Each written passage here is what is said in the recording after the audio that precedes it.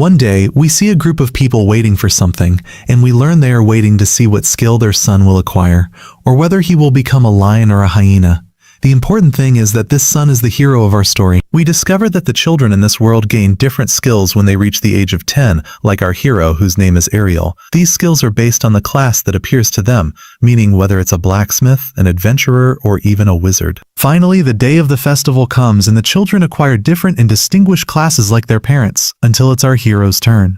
His whole family encourages him. Even the people present say he should get a legendary superclass, even more than his parents. This is because his mother is a warrior and his father is a wizard, meaning this kid is like a Fortica. There's no one else like him. And as they say, the boy hears these two words from here and his eyes see nothing but. The man examines says, "Oh Marcus, son of the reversed one, what brought you here? You have no classes, no skills, and don't be sad, of course." The boy was shocked and his sister and mother kept crying, but our hero Marcus is in another world busy grinding and doesn't have time for that. After that, his father, they are sitting and letting their son, the Marcus, train in combat. Of course, they keep saying to him, "Oh son, we don't want you to be like this. You are even less than us and a burden on us, but if we could get another child, we would." So he tells them, "I will keep training and never give up." What makes matters worse is that his sister comes and says, "Don't worry, my brother, my dear. Just listen to me and I will give you a good life, but what is this thing like Twinks?" Our hero, finally getting fed up, takes them to the negotiation table and tells them, "I will not give up because I have been training in combat since I was little, and even though the damn thing was eating me alive because of it, I now have some skills due to the hellish training I went through with it. That's why I won't be measured nor will I fall into the depths of the hobby due to frustration." Of course, his family tries to encourage him. They are about to dance from his words, but Arel leaves them and goes to get beaten up in the forest. And there he sees the kids who acquired combat skills without any effort or hardship. The kids, as soon as they see him, ask him, "You are useless, you are of no use, and your situation is hard even for an unbeliever. What brought you here with us?" Arel tells them, "I came to train, it's none of your business." The kids then mock him and say, "Train for what? We don't need all this trouble. We will try our new skills and that's it." And from the kids fighting each other, we learn that they gain the legendary swordsmanship skill, which will allow them to move the sword with great ease. Unlike our hero, he says to them, "I want you to know me, you too." The kids bully him and say, "You are useless, meaning we will finish you in a second." And Arel tells them with complete indifference that he has no problem fighting them both. So one of them says, "Okay, mister, I'll face you alone, but don't forget to activate the protection skill." In this, my friend, is a skill unlike the classes. They get it as soon as they are born, and it protects them from hidden injuries and protects them from serious blows. Anyway, the kid keeps bullying him and says, "Don't worry, I won't hit you until you die." Arel isn't affected by a single letter of his speech, so if he gets angrier and out of sheer anger, he attacks. Arel easily blocks his attacks, and what's missing is fighting with him with his little toe, to the extent that the second kid says to him, "Oh my son, don't shake," he could finish him off, but against whom? This one can't even push him back one step. The kid, oh my, his look is very bad, he can't tell right from wrong. So he asks his friend to attack him at the same time, and luckily Arel dodges his attack. All he's thinking about is that this is not training because they are at the same. But after that, he decides to use his training and the moves he learned and attacks them. The guy literally doesn't even try to see him, and Arel pounces on one of them. But while he is cursing Arel, who wants to kill him, he stumbles over his friend who is sleeping on the ground and Arel says to him, "Will you leave your friend sleeping alone?" and gives him a blow that finishes him off too. After that, one of them wakes up and says, "No, Arel," with great anger, "how dare you attack us when we are not ready? What an amount of cowardice and meanness you have." And the second, of course, agrees with him and confirms his words. But a certain person intervenes and lets them know that they must remember their battles and learn from them, because in a real battle, no one shows mercy. And I wish you would stop embarrassing yourselves more than this. Pull yourselves together and leave. The kid was still arguing with him too, but his friend warns him because this person, the swordsman, is famous among. Anyway, this person attacks them and goes to talk to Arel and says to him, "Forget about the insects you are facing. I want you to duel with me, and I will show you what real combat is." We learn from these kids that this boy is the son of the village security chief, and we learn that his father used to ask Arel's mother to fight monsters with him because of her strength. But the father, which is why he is angry and wants to prove to everyone that his father is the strongest. So Arel says to him, "What's it to me, you idiot? You came to fight him because your father is weak. Anyway, my mother is the strongest warrior in the village."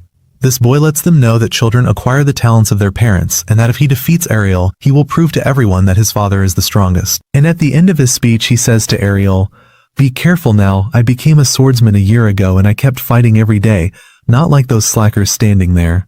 I kept striving and learning from my father until I reached this level with which I will defeat you. And Arel says to him, it's clear from your words that you love your father very much and also respect him, meaning your grandfather, your diligence and all. But this only came to you, my friend, my buddy, my man. People, my mother grabbed me and deprived me of well-being until she taught me combat.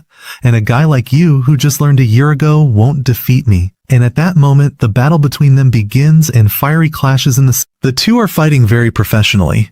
Look, the guy can't believe how a useless person like Arel is able to withstand all these attacks. At this time, Arel realizes that the boy is indeed stronger than the two he fought a while ago, but he notices that the boy is attacking out of anger and tries to find and exploit a small opening to hit him. And indeed, he finds it and is about to finish him off. Except he is shocked when the boy delivers a double blow to him. Arel succeeds in blocking one of them, but the second one slams him into the wall. Arel asks him what happened and how he managed to defeat. The boy lets him know how to use his skill, which allows him to strike 2 blows with one move, and a weak person, sometimes even a strong one, can't block it. Arel is about to respond to him, but the boy says to him, that's it, you have been crushed and defeated. After that we see Arel, who is asleep, and his sister is waking him up, and he doesn't want to wake. So his sister says to him, if you don't wake up, I'll give you a kiss. Arel is asleep, not in his mind, but when his sister is about to use her secret weapon, which is that she wants to kiss him, he immediately gets up in less than a second, hits her, and flips her to the ground. So his sister keeps screaming and yelling at him. After they have breakfast together, his sister asks him, are you going to train today as well? He tells her that he will go to the forest. His sister says to him, there's no need to tire yourself, I will become stronger and defend you. Arel says to her, keep dreaming, and leaves her and walks away. We learn from his sister, who is worried about him, that Arel, after being defeated by that boy, and him getting beaten every day, black, blue, or bored, her mother tries to reassure her and says to her, come, I want to show you something. And she takes her to show her a box full of broken swords, and they are the ones he broke. The sister asks her, what are these things? Her mother lets her know that all these swords are the ones he was training with and they shattered in his hand. And it's clear that competing with people of his level made him motivated and train more. And even though his sister is happy for him, she suddenly stops and tells her mother that she should make the world better so her brother can live comfortably. At that time, Arel is training with all his might in the forest. After suffering, he finally succeeds in using the double blow. But just as poison can be hidden in honey, we see one of the forest monsters preparing to attack Arel. Arel uses the double blow with all his might and finishes it off. And while he is feeling the pleasure of victory, he hears a terrifying sound of a huge monster from the heart of the forest. Arel is shocked because the monster is close to the village, so he decides to go and inform the village guard. But on his way, while walking, he hears someone calling for help. Arel changes his decision because there is no time to go and save him. And when he arrives, he sees the boy who defeated him in the previous training, injured with it, and in front of him is a mountain ogre fighting. And Arel notices that the boy was getting beaten up just like him. Monsters had attacked him. Arel retreats a few steps behind the monster, then he tries to plan an attack on it. And when Arel finds that he will fail because of the huge size of the monster that is about to crush the boy, Arel attacks it and literally turns it into shawarma. The boy was still asking him, what are you doing here? But finds himself falling to the ground. Arel catches up with him, knowing that he must be treated quickly, and since his own treatment is broken from the battle, Arel gives him his own treatment. And as soon as he drinks it, he grabs Arel and asks him, how did you do that? Arel says to him, hold on, not even a thank you. The boy says to him, I am thanking you, but you must tell me how you used my skills. Arel lets him know that he kept training until he succeeded in learning it, which he is doing like an error, because Arel, without it, supposedly shouldn't be able to use any of the skills. The summary is that Arel finds the boy confused and not understanding anything, so he avoids him excessively and says to him, you must have agility and precision and wake up in the morning to run and so. And finally and not least, I learned it because of you, because with my training with you, I managed to understand this skill. The boy, of course, his mind is spinning and he doesn't understand anything. Arel lets him know that he was waiting for this day for a long time and was getting beaten to vent and avenge the loss he suffered. Arel lets him know that he was waiting for this day for a long time and was getting beaten to vent and avenge the loss he suffered. The boy says to him, since you are so enthusiastic, then let's duel now. Arel is shocked and says to him, are you sure you will do this after your battle with the monster? He lets him know that this is the least he can do to thank him. I don't know what this thank you is. and thus we confirm that this world is literally running on its back. At this time, the two of them prepare for battle and use the same skill against each other, and the surprise is that Arel turns the double blow into a triple blow and hits the boy with it. The boy is amazed and says to him, "Oh my father, how are you like this? You tough guy, how are you so awesome?" Arel lets him know that this move is not a skill he has, but rather he acquired it through his training, and thus he can add to it and modify it as he pleases. The boy can't believe it and keeps insisting that Arel is a useless good-for-nothing kid, and he must be using something to deceive him with it. And after a long, extensive argument without any benefit, the two of them prepare to deliver one blow that will determine the loser and the winner between them, the two of them. And indeed, the attack begins, and Arel with his triple blow makes the boy stick to the ground. After that he says, "Today the roles have been reversed and you have been defeated by me." So the boy asks him, "How did you get this strength? You must have been deceiving me in our first battle and didn't use all your strength." Arel lets him know that he was using all his strength, but he managed to become stronger and faster through training. The boy can't bear it and says, "Oh Ardan, you strive with your eyes," out of sheer embarrassment. Arel, who returned the insult multiplied, leaves him and walks away after literally teaching him a lesson. A few days later, we see Arel and his family sitting, and in a gossip session his mother says to them, "I heard that the boy, the son of the village security chief, traveled and went to the city of Barcel, which, God knows its story, I don't know anything." And he asks his mother, "What is this city of Bar's, Mom?" His mother tells him that it is famous by the name City of Swords and that she worked in a guild there when she was young, and there she kept fighting and enjoying her time with her friends until she met, luckily, her husband and married him. Arel hears this from his mother and decides that he wants to go to this city and prove himself to the world. A journey, riding a carriage, heading to the city of Bregia. The carriage driver starts talking to them, letting them know that as soon as they pass that hill, they'll be able to reach the city. It turns out that this man and woman are duelists and are very excited to get there, and not from any ordinary class but from the advanced class. This girl says to him, "I'm telling you, boss, since we're both from the same class, what do you think about us teaming up to form an awesome team?" But he says to her, "Get lost. I don't like forming teams or dealing with people, whether they're cool or not at all." She says to me, "Master, what is this dirty talk you're saying? Do you know that I use the sword in my duels? So it's natural that I have to move quickly, and these are the most suitable clothes for me." And look, these two are just about to start arguing with each other. The carriage owner says to them, "Calm down, guys. I know you're both awesome, and that's why I want to see your skills right now." He says because a pack of orcs is blocking their path and they must deal with them to continue their journey. These two, who were acting all high and mighty, thinking they were so awesome, the moment they see those orcs, they're about to lose it. There is a very large one among them, and he is the Orc King. Damn, I'm talking to the carriage driver, saying to him, "Are you foolish, master? You want the two of us to handle this pack?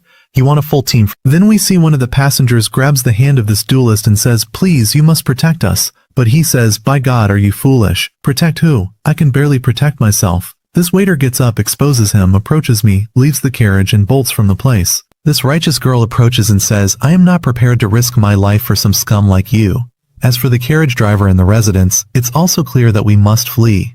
But suddenly he is surprised that the person who is riding in the back of the carriage also gets off. He starts advancing with steady steps towards the orcs and says to them, "You're being foolish, my son. Where are you going? Come here, come back." But this righteous boy isn't interested in his words and decides to head towards those orcs at full speed. Yes, my friend, exactly as you expected, this is Arel.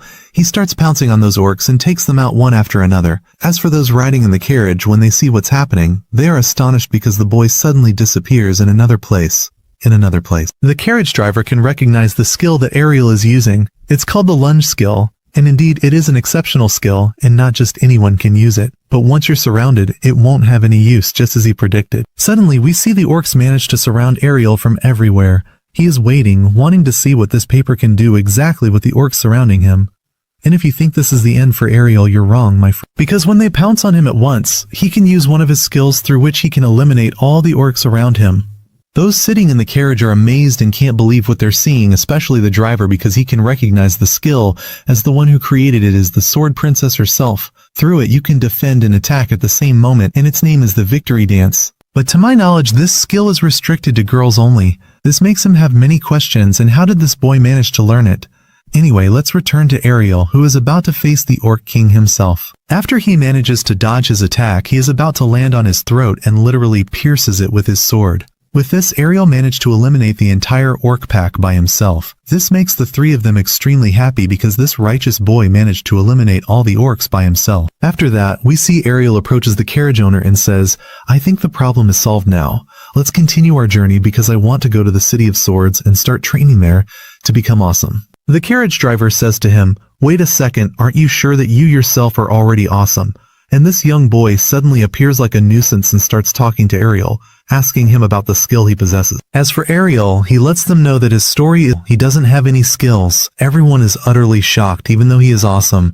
And to know how Arel managed to acquire all these skills, we must go back 5 years. The day is eventful. After Arel manages to master the sword-splitting skill, he tries to show it to his mother. The first time she sees it, she is amazed and says, wait a second, did I imagine that you're able to use the splitting skill, or what is this talk? He says to her, no lady, you weren't dreaming. I actually performed the skill in front of me. His mother then starts to feel guilty because she thinks everything happening is just illusions. It's clear until now I can't accept that Arel actually has no skills, and that's why I started imagining things. Arel silences her and says to her, what is this drama you're in? I actually learned the skill. And he tells her, yes, it took me some solid training, but in the end, I managed to invent the skill with my own abilities. I learned that skill. So all I want now is to start inventing all the skills you can use. After I master all your skills, I want to test them in the City of Swordsmen. She is standing in front of him, utterly bewildered, and doesn't understand what he's saying exactly. Hey lady, where did you go? I want to learn your skills now. When she realizes the truth, she is extremely happy and calls out to her husband and says to him, look, your son is awesome and a genius. By God, lady, calm down. Why do you always like to exaggerate things? Important boss, let's return to Arel in the present. We see the carriage owner starts talking to him and learns that he has finally managed to reach the City of Swordsmen. And Arel, when he gets a look at it, is surprised that there are hundreds of duelists present in the city. The carriage owner says to him, you're right, and be careful, among them are many people from the advanced classes. Arel says to him, surely you mean the same people who possess the same skills you possess. The guy says to him, what are you talking about, man? I'm just an ordinary carriage driver. Arel says to him, not at all. Ordinary people who drive carriages don't have this vast amount of information about swordsmen like you. The guy says to him, it's clear you've seen through me, and you're right. Yes, it doesn't show on me, but I was once one of the holy knights from the advanced class. Arel says to him, well, since you have these awesome skills, what makes you work as a driver? There's none, man. I was forced to be drawn into battles I was tired of, so I decided to stay away from all wars and duels so I can live a quiet life. So, boss, if you want to start in the city here, the first thing you must do is join a guild, because most of the duelists present here participate in tournaments. The majority come here to earn some money and funds from dueling, but be careful, you won't be able to join these tournaments unless you join one of the guilds. Arel says to him, I know all this talk you're saying, and that's why the first thing I must do. My goal from coming to this city is to duel the largest number of knights so I can gain experience. The guy says to him, it's settled, boss, but be careful because there are many guilds here that are shady and I don't advise you to join any of them. After he leaves him and walks away, he starts walking through the city. He notices a guild named Clover that introduces itself as one of the noble guilds. They don't accept just anyone. He must be a knight from the advanced class. Just as there are guilds of nobles, we see there are guilds that are from the bottom of the barrel, like hunters or thieves, anything. But our friend isn't interested in all this talk and is Suddenly we see a girl approaches him and is about to attack him, but our friend decides to let her fall to the ground like a fool. When she gets up from the ground, she says, this boy managed to dodge my attack without even looking at me.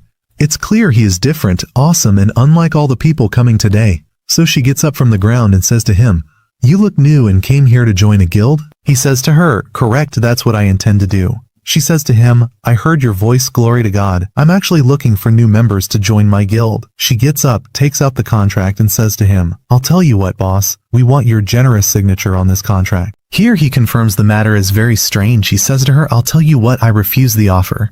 And when he leaves her and walks away, she grabs him and says, I want to know now, why did you refuse my contract without even reading it? No, it's clear you're putting in a lot of effort to recruit just anyone into your guild without a doubt, so I'm sure it's a weak guild with no members.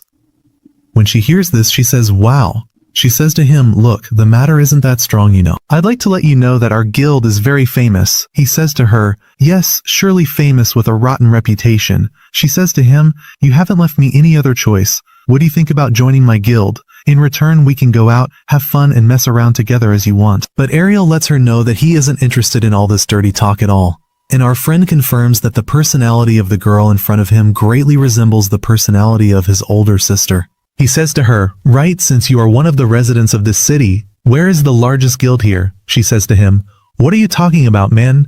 Isn't it clear that this is excessive rudeness? Anyway, the largest guild here is the Black Bleed Guild. Regardless of anything, this guild managed to include 8 duelists from the rank. After Arel finds out its location, he decides to go there. He starts talking with the guard and lets him know he wants to join the guild. He says to him, "There's no problem, but first you must pass the test. And to enter the test you must register inside first." When he enters, he is forced to stand in a long queue, but despite all this, he is very excited. When his turn comes, the employee starts talking to him and says, "Look sir, you won't be able to register for the test. You must be from the advanced duelist class." But Arel says to him, "No, there's no such talk, I am without any class." This makes the employee burst out laughing and says to him, "As long as you don't have any class, what brought you here? Get out." Then he hears the people talking behind him and learns that as long as he doesn't have any class, he can't join any guild. But despite this, Arel doesn't give up. He says, "I'm telling you boss, register me for the test, I'm sure I can pass it with merit." The employee says to him, "The rules are rules and can't be changed. Since you don't have any class, get out." Then they are standing, we see some knights entering the guild, and all of them are utterly shocked. Those who entered now are considered among the strongest duelists present in the city. When Arel confirms that he can't join that guild, he goes to another one alone, and again gets rejected. He goes to a third one and again gets rejected. He ends up sitting alone, lamenting his fate because until now he hasn't been able to take the test in any guild. So he is forced to resort to the last solution and takes out the letter of recommendation that his mother wrote for him so he can join the guild she was in back in the day. And here he confirms that his mother wasn't exaggerating and was right when she wrote him this letter. So he goes to the address written on the letter. He is sitting minding his own business when we see the same girl steps on his head and says to him, "As I expected, you still haven't managed to join any guild. Why don't you stop all this nonsense and hassle you're going through and join my guild right away?" He says to her, "Wow, it seems you still haven't lost hope. Since you have free time, why don't you go look for someone else?" So he decides to brush her off and go to his mother's old team. This girl is behind him, following him, and says to him, "Look, I'll talk to you with complete honesty. My guild lacks members and could collapse at any moment. But if you join us, we might solve that problem." To the point that she starts begging him. Despite all these pleas, Arel is refusing to discuss it with her. She says to him, "What is this stubbornness you're in? In this situation, look, I'm willing to do anything you ask of me in return for you joining my guild." But when she raises her head, she is surprised that he isn't even in the place anymore. He left her and bolted, but despite all these insults, she decides not to give up and that she must get him to join her team at any cost. It's clear this girl has no dignity. As for Arel, he continues walking to the address on the paper until he reaches where the place is supposed to be. At the same time, we see the same sticky girl arise there. She says, "I'll tell you what, why don't you come take a look at our place?" Then Arel says to her, "Lady, get away from me for God's sake. If you have time to waste, find someone else to waste it with." She says to him, "Man, don't stop. The place is close. Look, there it is." He is surprised that the building belonging to her guild is huge. She says to him, "Didn't I tell you, master? By the way, our guild was very famous in the past." "Well, why do you still not have any members if you were famous?" She says to him, "In truth, I won't hide anything from. Yes, we had a glorious past, but our guild is considered the weakest guild at the present time. And what I'm sure of is that I will make the Dragon Fang Guild, under the leadership of the Dragon King, become awesome." Arel, when he hears the name of this guild, starts remembering his mother's word. She told him that the guild she was part of back in the day was the Dragon Fang Guild. So it turns out the recommendation he has now has become useless, and he is forced to go with her. When they enter inside, they meet the guild leader, who is drinking beer and singing until he notices them. The girl approaches him and says, "What are you doing, man? Didn't the doctor tell you before that you shouldn't drink beer while singing?" But he says to her, "Shut up, there's no such dirty talk." And Arel here notices that this guild leader's arm is cut. After that, we see this great guy starts talking to Arel. He says to him, "Look, this guild is on the verge of collapse, so don't waste your time with us and find another guild." After he leaves the room they are in, his daughter starts talking to Arel and lets him know that her father was one of the best duelists present here in the city. But after he lost his arm, his condition became as you see it now. And I think after you've seen all this, you will refuse to join us. But Arel shocks her and lets her know, "No, on the contrary, I want to join the guild." She says to him, "What are you talking about, man? Wait, are you sure of what you're saying? If I had found any other guild, I wouldn't have joined you in the first place." Anyway, boss, we see they sit together and sign the contract. After she takes it from him, she starts reading his data and learns that his name is Arel. As for his special class, she says to him, "Wow, wait a second, where's your class, my—" "No, exactly as you read, I don't have any class or any skill," she says to him. "Stop joking, master. No, there's no such talk, of course. But he confirms this talk to her and shows her his ID card which has no skills listed. She says, huh? And after that she gets up holding the sword and says to him, so you're the son of a, you've been bothering me all morning and you don't even have any skills? Are you foolish, master, or are you foolish? What is this dirty talk? And the master, she starts crying. We see a girl enters on them and starts saying to her, what's wrong, girl? Why are you crying? Why? By the way, boss, this girl's name is Rainer. She runs to him and says, finally, we managed to get a new member, but unfortunately he doesn't have any class. When she hears this, she is wronged and says, without any class. Don't let it be what I'm thinking. Don't let it be what I'm thinking. When she looks at Arel, she confirms that he is indeed the same person. She is amazed by this talk and says to him, you know me? No offense. She says to him, wow, you managed to forget me, bro. We're from the same town, isn't that right? Not only that, we dueled a lot together before. Arel starts focusing on her and says to her, no, I haven't seen this face before, but I remember I used to duel someone with red hair like you. No, I'm sure I am the person with the beauty you see now, of course. This girl, when she hears this, is extremely embarrassed. Anyway, this girl starts thinking to herself that she is the daughter of the captain of the city guard where they used to live. My friend, this is Madiha, who was with us in the last episode. Friend, she has developed and be beautiful as the world. Arel says to her, I thought you were a boy, your hair was short, and also you've grown up, haven't you? She says to him, well, naturally, the last time you saw me was 5 years ago. Rainer starts talking to him and says to her, wait a second, do you mean the awesome boy who had no skills back then managed to defeat you? Is this the same person? Madiha says to her, correct, this is him in the Madiha starts talking to Arel and says, look, don't let it get to your head that you managed to beat me 5 years ago. I'd like to let you know that I trained a hell of a lot and managed to increase my strength. And you being here now is the best opportunity for me to settle the score with you. And since there's a training ground downstairs right now, let's go train together. Indeed, after a few moments, we see they arrive at the training grounds. He is surprised by it because it is large. Anyway, after that, we see the two go down to the training grounds and start preparing for the fight. As soon as the duel begins, Madiha, the owner of the trouble, attacks him with the sword-splitting skill. He says to himself, it's clear that nothing has changed from 5 years ago, because this is the same technique she used before. This makes him feel a bit confident in himself, and he tries to block it as usual with the same skill. But here comes the shock for him. He can't block the skill and gets hit by it. So he starts talking to her. He says, I don't understand anything. What exactly happened? Madiha says, didn't I tell you before that I'm stronger than the version you met 5 years ago? And we see she throws her sword to the ground, and it turns out it is extremely heavy. She starts letting him know that this sword is 5 times heavier than any ordinary sword. In short, you won't be able to defeat me if you try to respond to me with the same techniques. After that, she picks up her sword again and is about to pounce on him. He confirms that her strikes are indeed very heavy, but despite this, the movement of her sword hasn't changed, rather it's faster than before.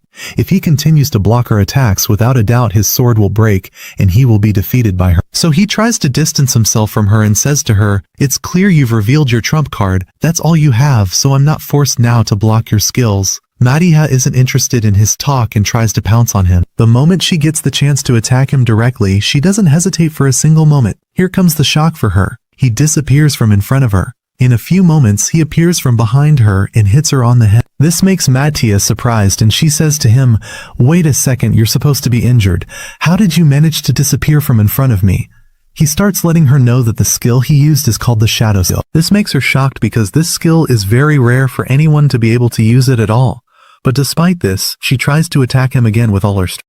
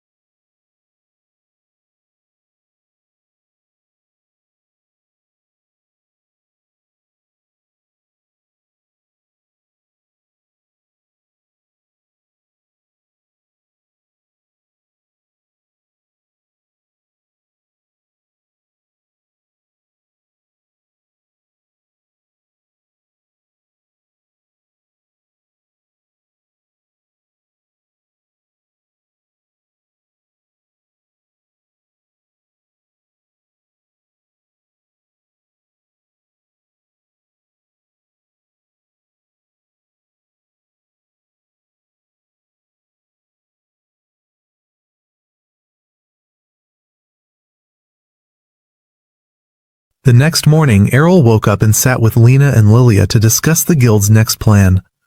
Lilia announced that now that the Dragon Fang Guild had 3 members, they had enough people to participate in the team battles. She said they would enter the guild tournament happening next weekend. She explained that the tournament consists of 3 single-elimination individual matches, with each team allowed up to 5 members. Lena was a bit worried because they were only entering with 3, but Lilia reassured her, saying it was fine as long as both of them were B rank and wouldn't face anyone from the A rank. This was the first time Arel heard about the ranking system, so Lilia quickly explained it to him. She said there are 4 ranks that determine a duelist's strength, and in the city of Berea there are about 500 duelists, but only 20 of them are a rank. Lilia and Lena are from the B rank. Arel wasn't ranked yet, but since he managed to defeat Lena and Lilia, she saw him as at least high B rank or above. She said as long as they were lucky with the match draw, they had a great chance of winning. She said she would go check the bracket posted in the fighting arena. Meanwhile, Lena said she would go train a bit until Lilia returned. But before she left, Arel called her because he needed a favor from her. He asked her, since she was a strong duelist, if she had any skills other than raw power. Lena said yes, she had a skill called Just, which made her defense last longer than normal.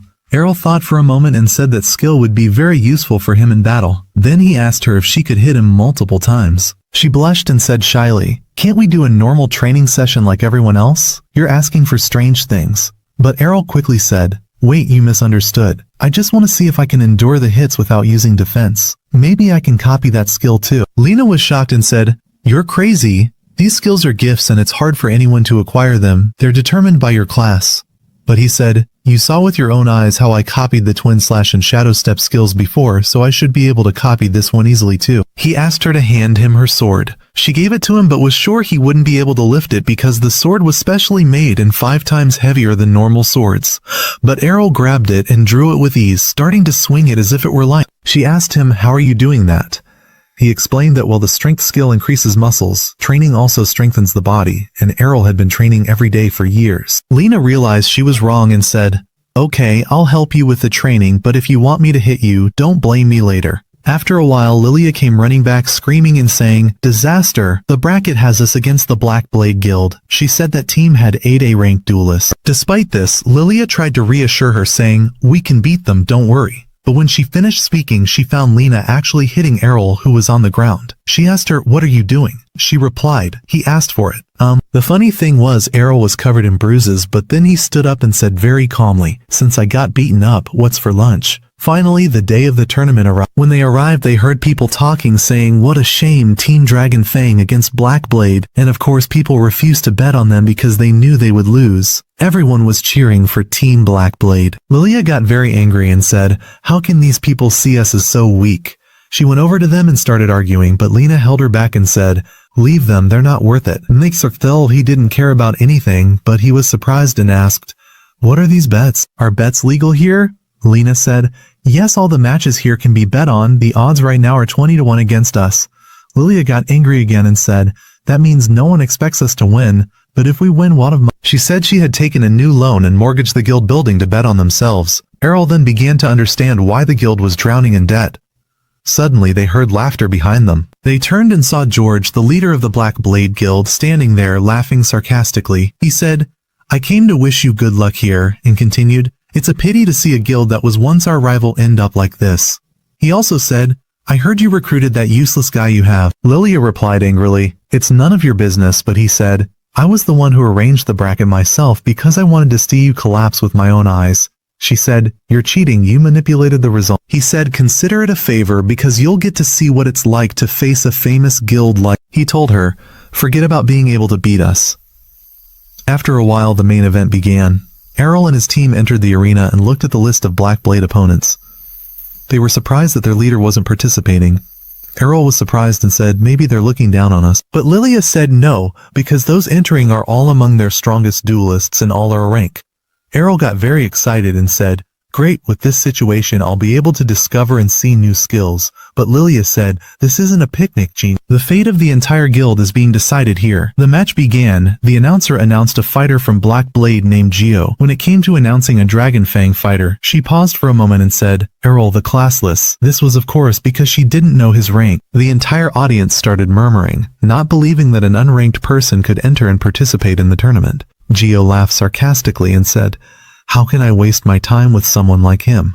And immediately began his attack. He immediately used the speed skill and charged at Arel, hitting him in the chest, but what he found was just an afterimage. Arel used the fade skill, making him see an illusion. Geo quickly analyzed the situation and thought Arel could use 3 shadow clones, but unfortunately, his calculations were wrong. After Geo managed to destroy the 3 clones, he lowered his defense, and at that moment, Arel seized the opportunity, attacked him, delivered a blow, and managed to defeat him. The entire audience, of course, exploded in amaze. Lilia and Lena were very happy, but Lena was still shocked and said, "Impossible, how could he defeat him so easily?" But our hero Arel was thinking about something else entirely and was sad that he didn't fully understand how Geo's thrust skill. The second match was against a duelist wielding 2 swords. When he began to attack him with his swords, Arel successfully parried his attack with ease and countered with a twin slash that sent him flying. And so Arel managed to win 2 matches in a row. The third was a very strong bare-fisted fighter. The match was very fierce and intense from the start. The fighter tried to surprise Arel and kick him with his leg, but Arel managed to disappear and dodge his attack. At that moment, the fighter was amazed at how he could disappear so quick. Suddenly, Arel appeared behind him and delivered a blow with the sword he had, managing to defeat him and knock him to the ground. Of course, Lena couldn't believe that Arel had defeated 3 A ranks alone, and Lilia began to dream that he might defeat all 5 by himself. In the next round, he faced a guy with a strong shield. Arel was superior in speed but couldn't break his defense because of his shield. The fighter began to accuse him of lying and said, "You must have a rank and are hiding it from us." "There's no one without a skill who can do all that you're doing," Arel replied. "All of this is thanks to my personal effort and training." But the fighter said, "Your words are nonsense. Effort never defeats anyone who has a..." Arel replied, "Well, if that's the case, then why are you losing now to a teenager like me who has no skill?"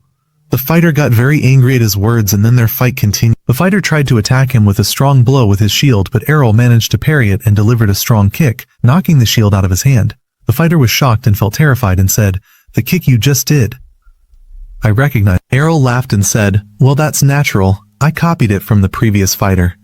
He kept hitting him with the same kick multiple times, and at that moment, the fighter felt defeated and said, "How could you copy it so easily?" "That kick requires continuous training and a very long time to master," he replied. "You're actually right. Some moves require a very long time, but this move, as soon as I saw it, I could copy it easily." Then Arel picked up the shield that was on the ground and used the same technique, hitting him with the shield, knocked him to the ground and managed to defeat him.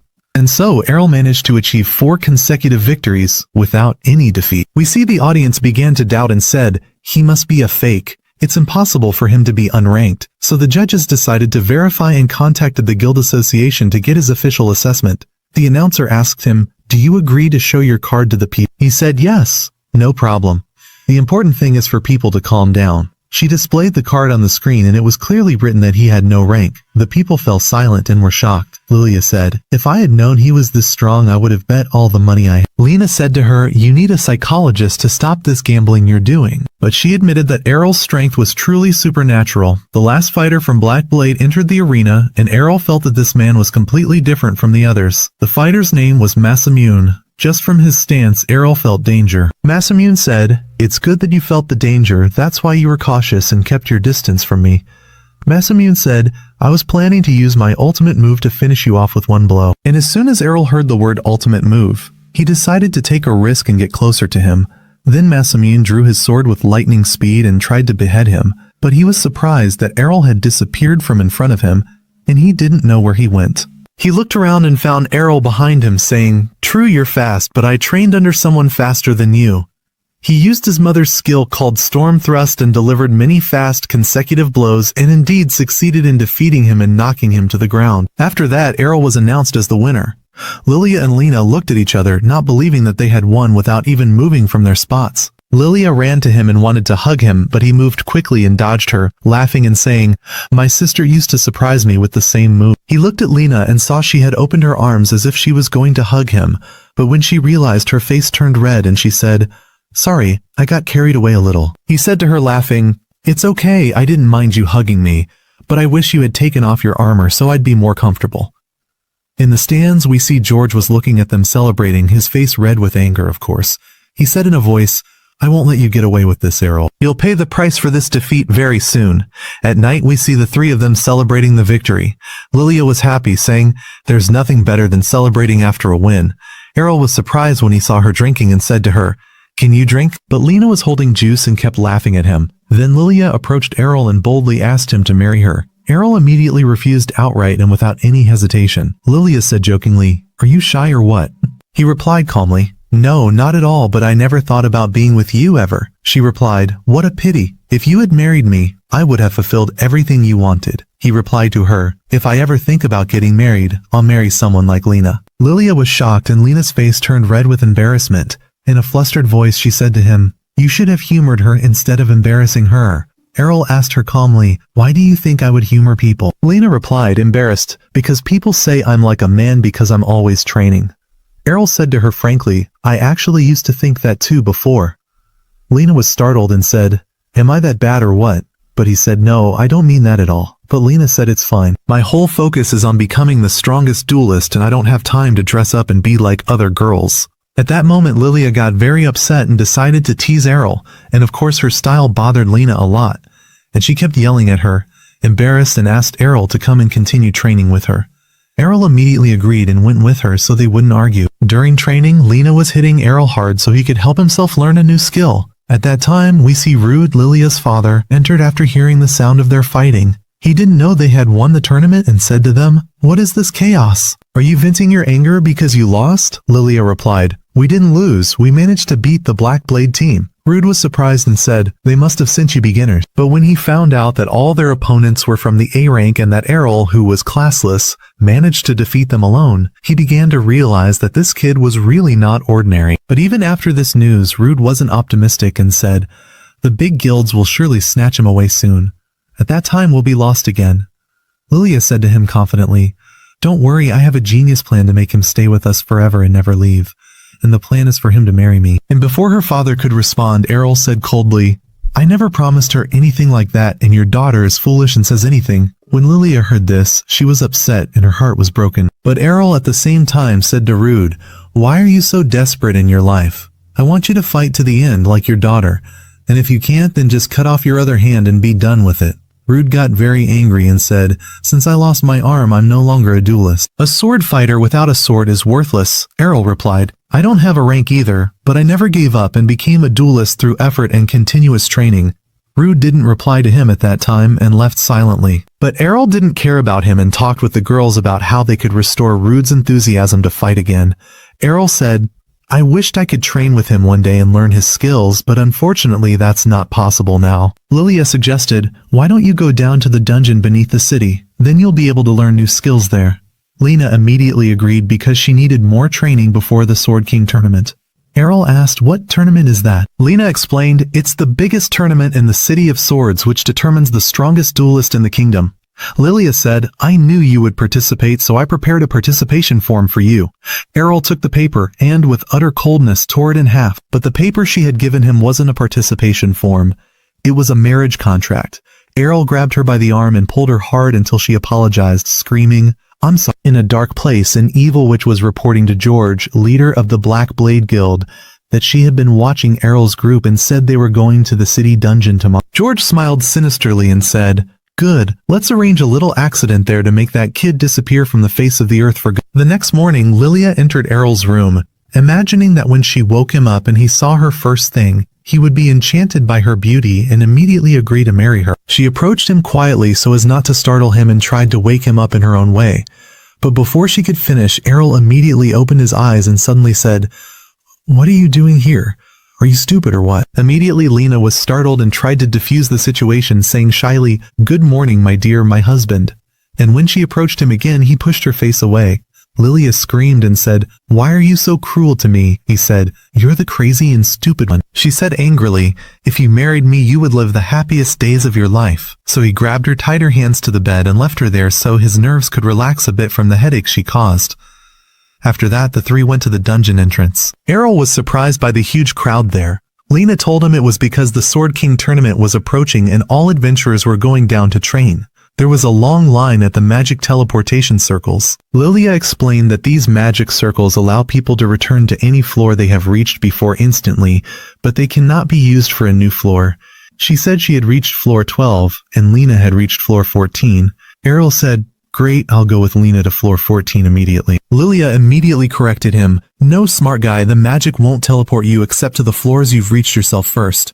Then she said excitedly, I'll take you with me myself, my dear. But Arel stopped her and said, No, Lena must come with. Lena here was shocked that Arel insisted on taking her with them. When they entered, they found armored knights moving on their own.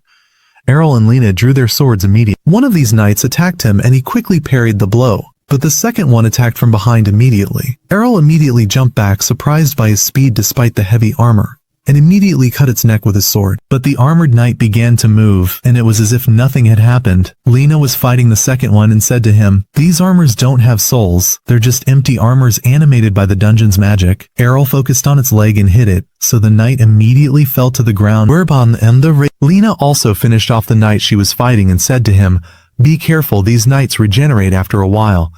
Arel then smiled and was happy, saying this was the perfect training to improve their skill. Lilia came in teasing them after they finished fighting and said, Was the fight that hard for you heroes? Arel replied, But you didn't help us at all. Then he asked her, What's your rank? She said proudly, I am a duelist or rank. How about becoming my disciple and I'll teach you? He said, I don't need to learn from you because my mother was a sword duelist and her rank was higher than yours. Lilia was shocked by his words and said, What do you mean? Do you mean I'm a failure? He said, I don't mean that of course, but your presence with us is completely unnecessary. Then they continued on their way. While walking, they heard a scream from afar. They ran towards the sound and found a boy fallen in a pool of blood, saying he was caught in a trap and his friends were hurt. Lena said, We must help him and get him to a safe place. But the boy said, No, please help my friends first. Lena immediately agreed and said, Okay, let's go in and help them. But before they entered, Lilia stopped them and said, Wait a minute, we're not helping anyone for free. He has to pay. The boy said, I've seen you before in an interview. Lilia remembered he was talking about an interview where she was dressed nicely, but the boy had seen her in a news report talking about her failed guild and asked her later, You like money, right? She replied, Of course. He gave her a lot of money, and she immediately agreed. Arel said this boy had something wrong, but Lilia said, It doesn't matter, the important thing is the money is real. Let's go. They kept following the boy. Arel noticed the boy was bleeding but standing and walking normally, which wasn't natural because someone whose defense magic is depleted should fall. He thought to himself, This must be an act, but let's keep following this boy and see what the end is. They reached a door to a room full of blood, but there was no trace of any bodies, only a gold coin in the middle. Lilia, like a fool, rushed to take it immediately, and as soon as she touched it, a magic circle activated. Everyone was surprised. Boy himself was pulled into the trap with them because the circle enlarged and pulled them all in. They were all transported to a strange place underground. Lena said fearfully, This place is deeper than floor 14 and there's no exit. The room was empty. The boy started screaming and crying, and when they asked him, he said, I was a pawn to bring you here so you would die. Suddenly a huge knight appeared from a magic gate. The boy immediately said, This is one of the Sword Kings. Before he could finish his words, they were surprised as the knight drew his sword and struck a powerful blow. But before the blow hit them, Arel pushed Lilia's head down to dodge the sword strike, which almost took the boy's head off and only cut his hair. Lena was shocked and said, What was that attack he just used? Arel replied, That's a very rare skill used by the Sword Kings. Suddenly we see the knight disappeared and appeared in front of Arel, delivering a strong blow that sent him into the wall. But thanks to his long training and high endurance, he managed to get up again and parry his blow, saying, I lost a bit of my defense energy. Then he tried to attack the knight, but the knight disappeared again. Arel said, He really has the legendary Sword King skills. Instead of being afraid, he became excited. This is a great chance to test myself against him. Everyone was shocked by his calmness, and he immediately charged at him and began fighting. The knight used the aura skill, making the pressure in the room immense. Everyone fell to their knees except Arel, who remembered his mother's training when she did this to him before, and at that time he could barely stand. But now he managed to resist it and attack. He hit the knight with the infinite shattering strike, breaking it into pieces. After the battle, Arel drank some holy water to recover. Lena and Lilia asked him how he knew the Sword King skills even though they had never seen them before. He told them he learned them from his mother, and that although she always used the Sword Princess style, in truth she was the Sword Queen herself.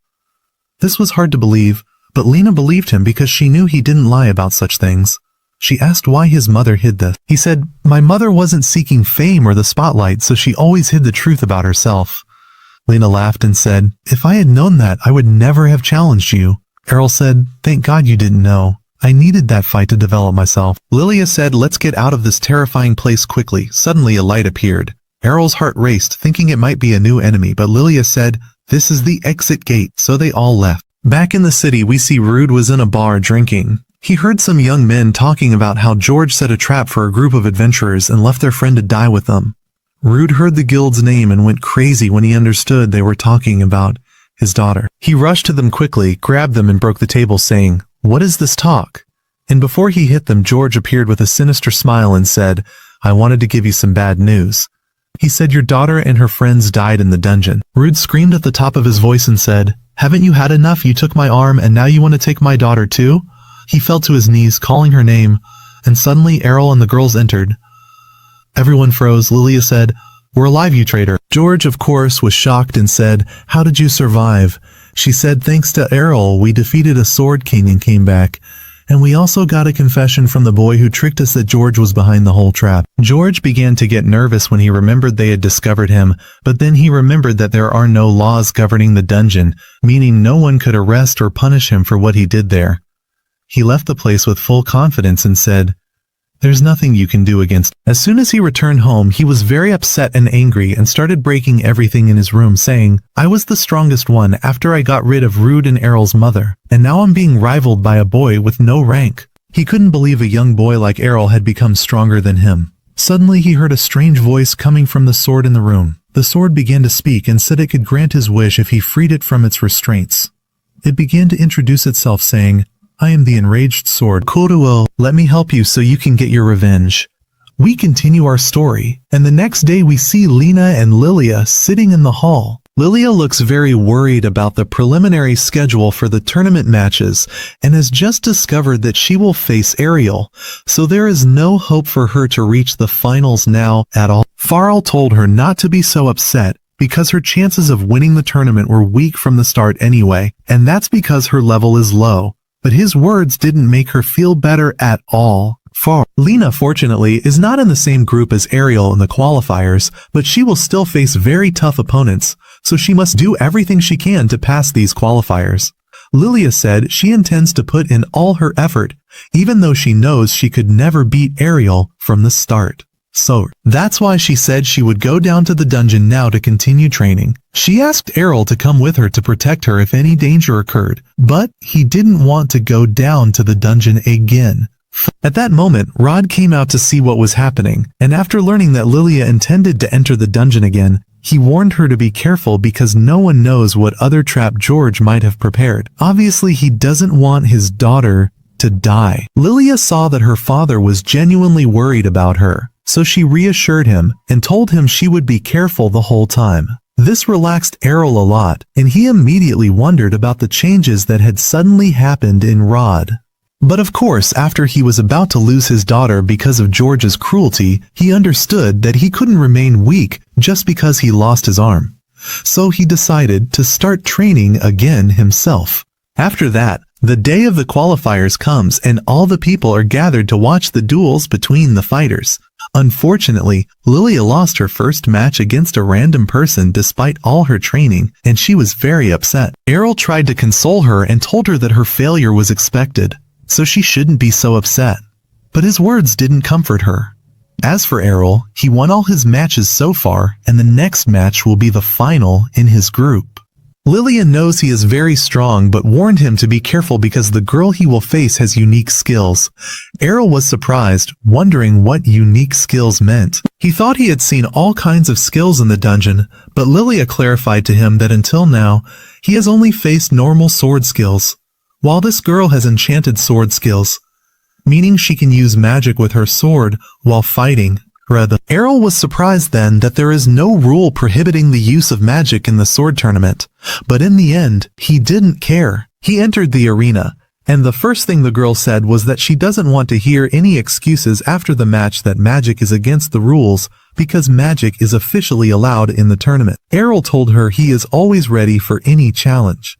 The battle began, and the girl kept throwing fireballs at him one after another, so he kept jumping in every direction to dodge them. He tried to attack her up close to hit her, but she immediately blocked the attack quickly. Then she threw another fireball at him from a very close distance, forcing him to retreat. At that moment, Arel understood her style well, and told her that this attack style is convenient honestly, because she can attack from afar and up close at the same time, but in the end, Her level is average because she hasn't mastered either magic or the sword yet, and she just prefers to throw many attacks randomly. The girl got very upset and told him, "You won't repeat those words again when you see my final technique." The girl immediately used magic to envelop her sword in fire, and this scene attracted the audience's attention because it is a very rare move. She started hitting him with waves of fire, and Arel was fascinated because her movements were unpredictable and also hard for him to predict. He told her that when this skill is truly mastered, it will be very strong. But right now this skill is still so rudimentary that he can still block it while moving. He told her if her sword skills were at least at Lilia's level, it could have actually caused him trouble. But it's clear she came to a tournament relying solely on her brute force. The girl got angry and said, "It's impossible for me to lose to a failure with no rating." But at that moment, Arel used the dual sword strike skill and extinguished the fire on her sword. Then he rushed at high speed and hit her with a strong blow that made her lose consciousness. Thus, Arel was declared the winner of his group in the qualifiers. But what's on his mind now is whether there is a special way he can train to learn this magic himself. After a few days, Lilia woke her father up from sleep and told him it was time for Arel's match in the tournament. But Rod told her he wasn't going. Sani, she started pulling him by his arm and begging him to get up because the guild had already reserved seats for them. But he insisted he didn't want to attend. Lilia asked him if he was afraid of meeting George there. He told her no, that's not the issue. He said he had started training again a few days ago and discovered he had become very weak. So he might face difficulty if he enters the tournament now. But when Lilia heard him talking about winning the tournament as if it were a simple thing, she got very irritated because she herself couldn't qualify for it. She kept insisting and told him he must come today, by force if necessary, and pulled him off the couch to get dressed. When he was ready, he and she started heading towards the arena. Despite all his protests, Lilia knew he would come to watch in secret anyway, because he never misses a chance to see members of his guild shine, and Rod couldn't deny that fact. Meanwhile, at the arena, Lena was in her place, very tense and worried before her match. Arrows appeared and asked her, "What's wrong? It's the first time I've seen you so worried." She told him she can't calm down. This is the biggest tournament in the city, and the worst part is she won't know her opponent until match time, so she doesn't know who she'll face, what type they are, or even their rating. Suddenly, the announcer declared that the first match today would be between last year's champion George, the Sword Emperor, and Arel. Arel was surprised that the first person he would face was George, but he was always ready for any fight, so he entered the arena to face him. But as soon as George entered, everyone was shocked by his appearance. He had become much uglier than before, and Arel felt a sinister energy emanating from him. Rod and Lilia were in the stands, and Lilia asked why George looked like a monster now. But her father felt something was very wrong, and suddenly he noticed the sword in George's hand. He screamed and told Arel to get away from him immediately because that sword has a demon sealed inside it. The demon was surprised and said he didn't expect anyone to recognize the sword that quickly. It was clear it had completely taken over George's body. The legend says that this is the sword used by the Sword King to kill the demon who was cursed by his curse, and the demon's spirit was imprisoned inside it. But this sword was supposed to be locked in the royal palace vault, so Rod didn't understand how George got it exactly. The demon said it was just a matter of time before some fool searching for power would release him. And that's what happened with George. He's the one who freed him now. This demon, named Dirigal, intends to destroy the whole world, but no one understands why he chose to wait for the tournament to start before revealing himself if he wants to start destroying the world anyway. Lena couldn't believe that Rogel was real. She had learned in history that he is an ancient demon summoned by an evil person long ago to destroy the world, but everyone thought it was a myth. People started screaming and running, but Rogel was enjoying the sounds of terror. Before anyone could leave the arena, the demon created a barrier and imprisoned them all inside. No matter how hard they tried to escape, they couldn't.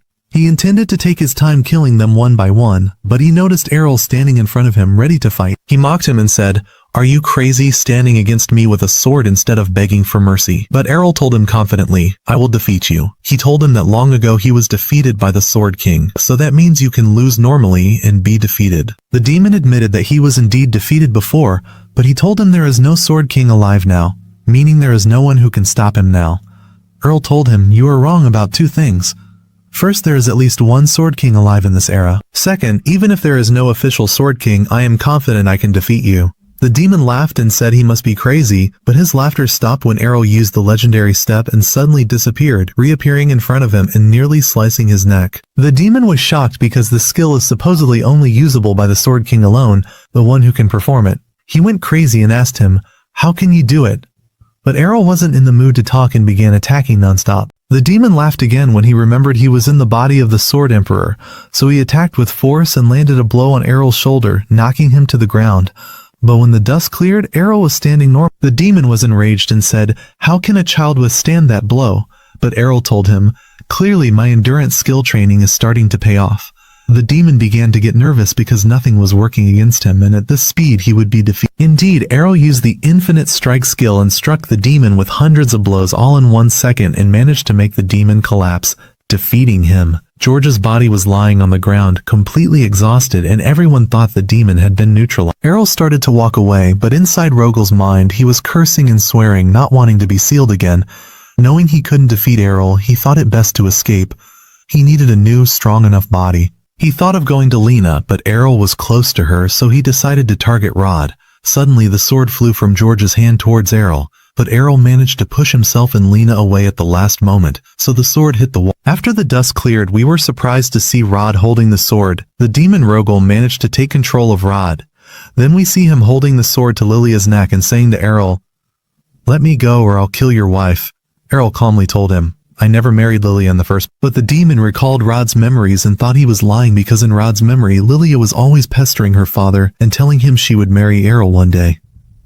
At that moment, Arel lost the desire to save her and was preparing to attack. But Lena screamed and told him to stop because Lilia is still their friend. Arel told her, "Don't worry, the demon could never hurt Lilia or finish her off." When the demon heard him saying he couldn't hurt her, he told him, "Fine, I agree with what you're saying. Now wait and see for yourself." He tried to move his arm to cut Lilia's neck, but his arm refused to move. Rod was still conscious inside his body and would never allow himself to kill his daughter with his own hand, so he began fighting the demon inside him to expel him. The demon offered Rod a deal, saying, "I will give you the power you want to regain your former glory if you let me take control." If this offer had come long ago, Rod might have agreed, but now thanks to Arel, he understood that anything is possible through hard work and training. And he doesn't need a demon's power to return to his former level. He regained control of his body and threw the sword towards Arel. Immediately, Arel struck the sword, splitting it in two, but he felt it wasn't enough to destroy Rogel and eliminate the sword permanently. So he used the infinite strike technique, striking the sword tens of thousands of times, managing to break it into very small pieces, and succeeded in completely eliminating Rogel, making him disappear forever. The strange question here, honestly, that I don't understand is, if breaking the sword was enough to get rid of it, why were they carrying it and preserving it from the beginning in the first place? Of course, the audience Lilia and Lena were utterly shocked and amazed by his strength and how he managed to defeat the legendary demon Rogel and eliminate him so easily, saving them from him. And we continue our story, and after that, in the guild, we see that Rod succeeded in reigniting the passion for the sword again. With the fame that Arel brought to the guild, there were many applicants for him to train, and he was training them hard, yelling at them, telling them to stop relying only on skills and learn to defend themselves. The students were pleading, asking him to have mercy on them, saying they couldn't take any more. On the other hand, a student was hiding behind a nearby wall, and Lilia saw him, so she asked him why he was skipping, saying, "You and the group are supposed to be training." No. He told her that Rod is too violent in training, so he needed to rest a bit. Lilia admitted that her father had become very enthusiastic about the sword since he met Arel. The boy asked where Arel was as he hadn't appeared all day and no one had seen him. So, Lilia replied to him and said that Arel actually left the guild, and Lena left too because she went after him. Lilia was holding herself together, but she couldn't bear it and immediately broke down crying because she thought it was unfair for Arel to leave and abandon her, and this, of course, because we all know she loves him and wanted to be with him. As for Arel, he is now returning to his hometown. The driver was surprised that he managed to win the Sword King Cup after staying in the city for a short time. He asked him, "Are you sure you want to leave while you're at the peak of your fame?" Arel told him that there's nothing left for him to learn there, so it's pointless, and also, he wants to go back home to truly test his strength. And of course, he will test this strength against his mother, who taught him when he was young, and see if he can actually defeat her or not. In Arel's city, his mother was picking flowers in the garden. He tried to approach her without her sensing him, but she called out to him without looking in his direction and said she was happy about his return. She could tell he had become stronger and could sense his presence from meters away. When Arel told her he won the Sword King tournament, his mother was very happy because she had also won it when she was young. Just as he was about to request a spar to test his strength, she decided to show him her superiority. She dashed towards him at high speed, and he was surprised by her reaction and couldn't react in time. She was joking. If I had a sword instead of this flower, he would have been in big trouble, and that's why he wants to train with her again. She said she doesn't mind sparring, but if they do it now, they'll ruin the house, and said, "Let's go to the training grounds behind the mountain." Arel immediately agreed, happy. As soon as they arrived, she told him she was eager to see how far her son had come. Suddenly, she attacked him with a fast, strong step, but since he had seen her attack before, he was able to predict her move and managed to respond, raising his sword just in time to block her strike. Then Arel jumped into the air and used 2 different strikes against her, but she managed to block all those attacks before they reached her. She was happy that he managed to combine 2 skills. Arel asked her what she used to block, because he hadn't seen a blocking skill like that before. She said, "I didn't use a skill at all, I was just swinging my sword normally." From her way of blocking his attacks, he learned not to always rely on skills. In the city, people heard a loud noise coming from the forest. They were all scared, thinking a powerful monster was going to attack them, but it turned out to be Arel and his mother, the Farah beast, training at their maximum energy. His mother tried to use an aura of intimidation skill to slow him down, but Arel had already mastered it, so it had no effect. She was amazed at how much his level had risen and said to him, "Get ready, master, because from now on I will use all my great power against you." He said the same to her, and they charged at each other, both using all their strength. At that time, Lena returned home. She also didn't find anyone and thought it might be related to the noise she heard, but that wasn't important now. She wanted to see Arel. She knocked on his door, and suddenly a young girl opened it. Lena thought she was Arel's little sister and asked if he was there or not. The girl looked at Lena and thought she was a beggar girl from her clothes and tried to close the door. Lena didn't understand why she was calling her a cow and wanted to close the door in her face. Lena held the door and said she wanted to talk to Arel. The girl refused and said, "Arel would never care about someone like you." At that moment, Arel and his mother returned, and his mother shouted at the little girl, saying, "We must respect the guests who come to us." The girl was happy when she saw Arel and ran to hug him. She asked why he and his mother looked so messed up. Farah said they were sparring and took it a bit too far. Arel's sister asked who won. Farah said that Arel was the one who defeated her. Lena was shocked at that moment and said, "Farah, the Sword Queen, loses to Arel." But Arel told her, "The reason I won against Farah is that she hasn't been at the peak of her level for years, after she stopped training for a long time." He didn't want to delude himself just because he beat her. Farah said to him, "Don't say it like that, as if she's just an old woman and that's it, no need anymore." He said to her, "You are still beautiful, and of course I would never call you an old woman." After that, they went in and sat at the table to talk. Farah wanted to ask about Arel's adventures in the Sword City, but she was more interested in knowing how he met Lena, because she loves romance stories.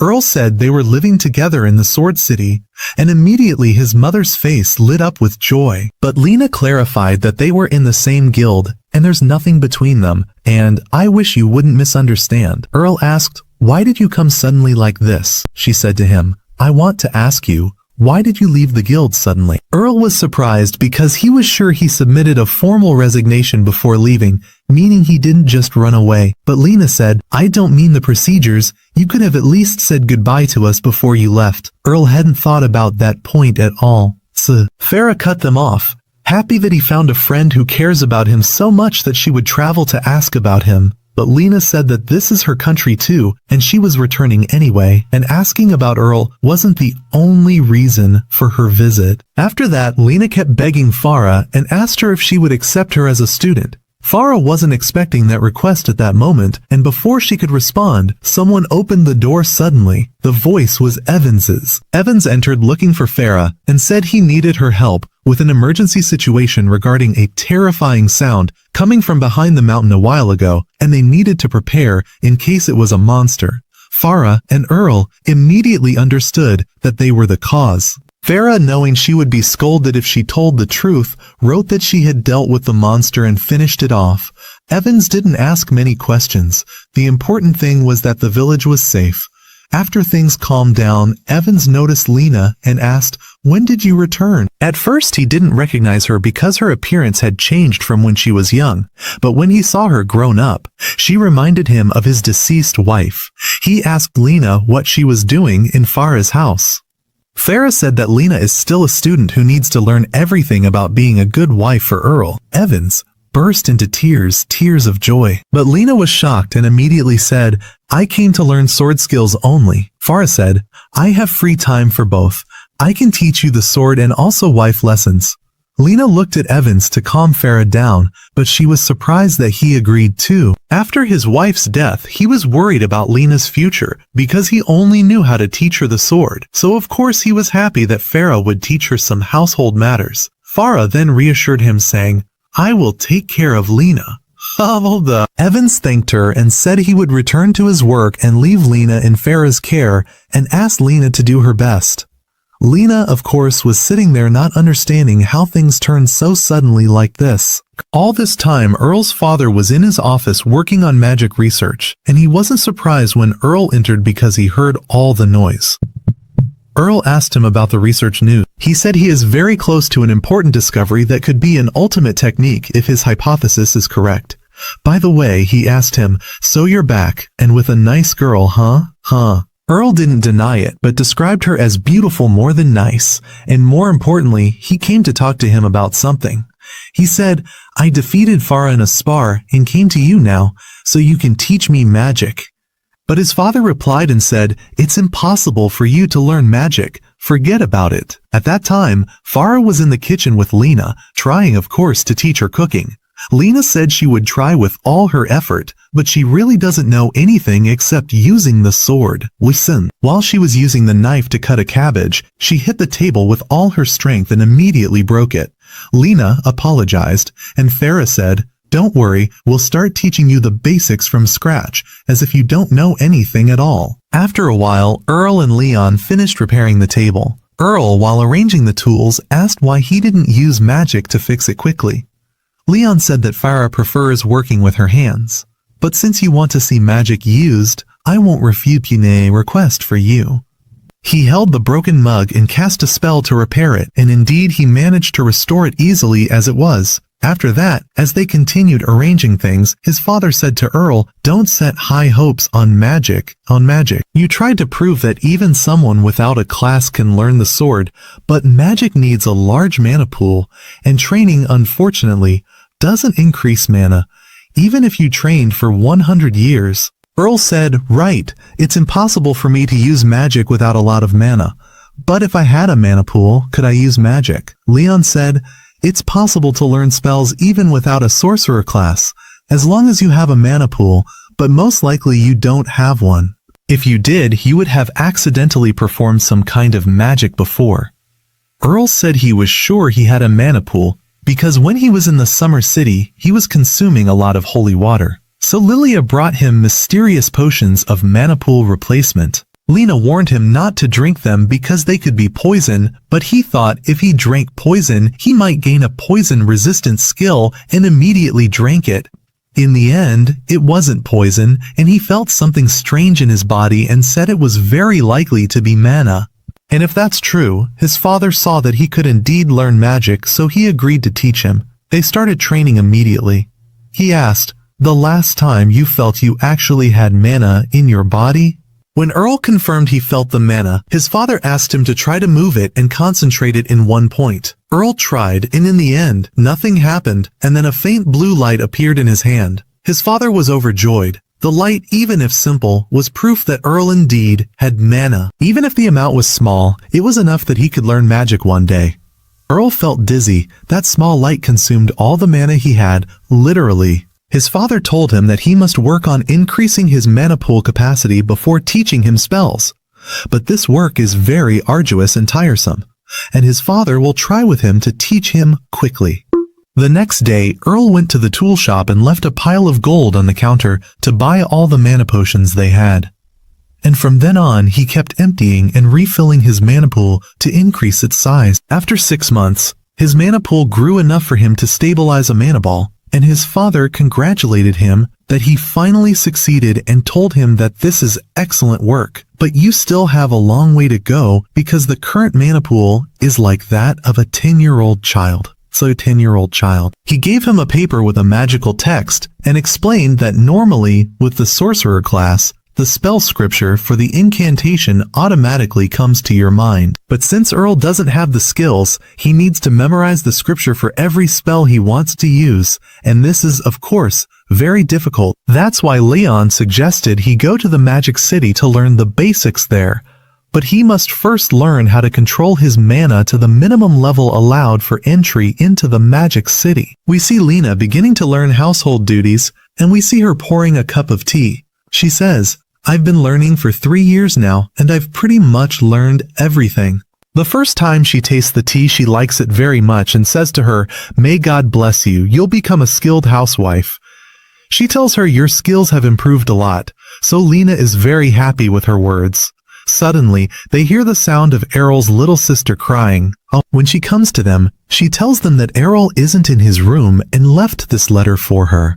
When they look at the letter he left, it's written that he left and is going to the City of Magic. His mother hugs her and says, "Don't be sad, he's wanted to go to the City of Magic for a long time to learn there, and he'll definitely be back when he's done." Lena, of course, when she sees Arel's sister sad and crying, remembers what she did in the past when she left her family and went to the City of Swords.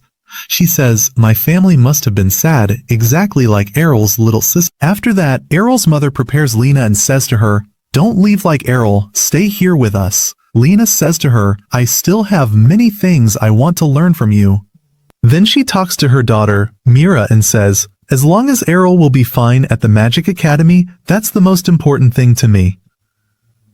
After that, we go to Arel and see him sitting in the carriage. He asks the driver, "How much longer do we have?" The driver says, "About 2 to 3 days. The driver is surprised and says to him, "You're very strange. 3 years ago you went to the City of Swords, then returned to your home again, and now you want to go to the Magic Academy." A young boy sitting in the carriage named Kito says to him, "Are you coming with us to the Magic Academy to take the entrance exam there?" Arel says, "Yes, I'm going to take the exam." But Kito replies, "But you're old now. Why did you delay going to take the exams? It seems you've been taking them many times before but kept failing." A girl replies to Kito and says, "You can't talk to someone older than you like that.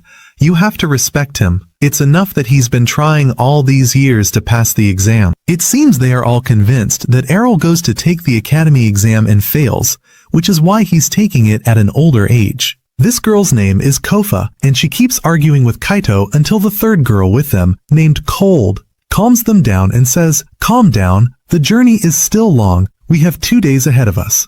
No need to argue now so early." Then Kito asks Arel, "What type of magic do you specialize in?" He says, "I specialize in red magic."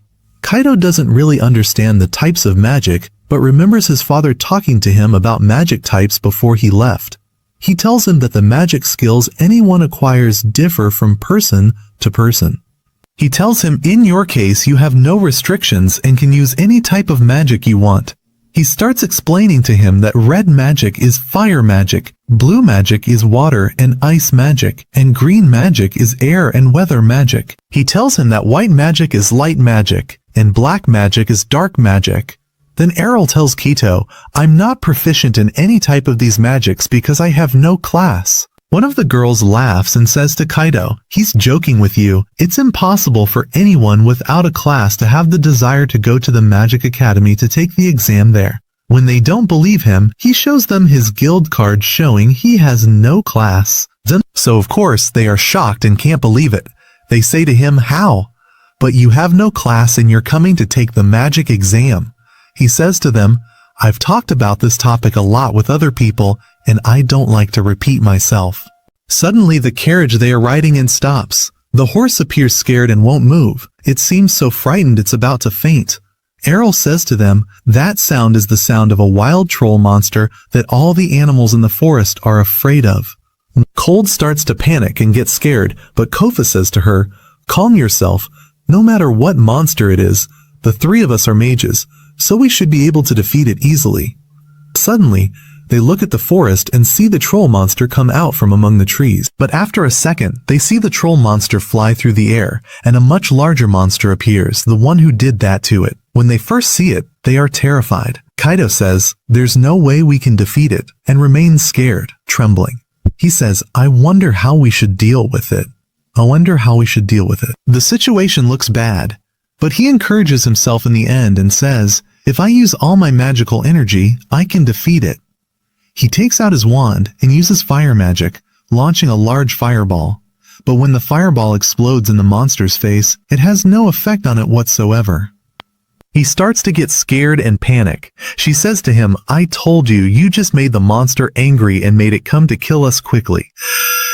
Suddenly, our hero Arel uses the explosion skill, and the giant monster literally evaporates and disappears. Of course, they are all in disbelief and don't know how that happened. But suddenly, they hear Arel saying, "I was supposed to lower the power of my explosion."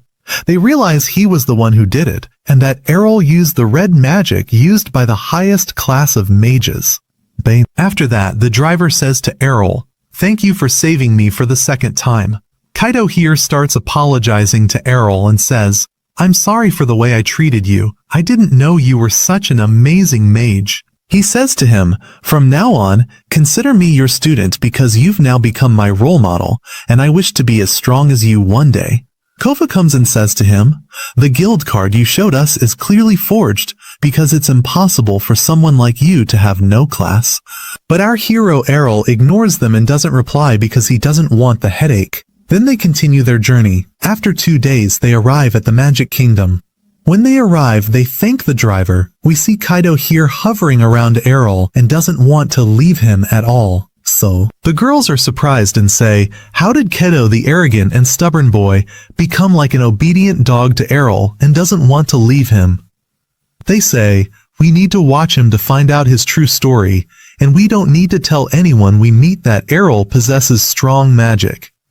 When they arrive at the Magic Academy, Kaido asks him, "Are you going to take the red magic exam or which one exactly?"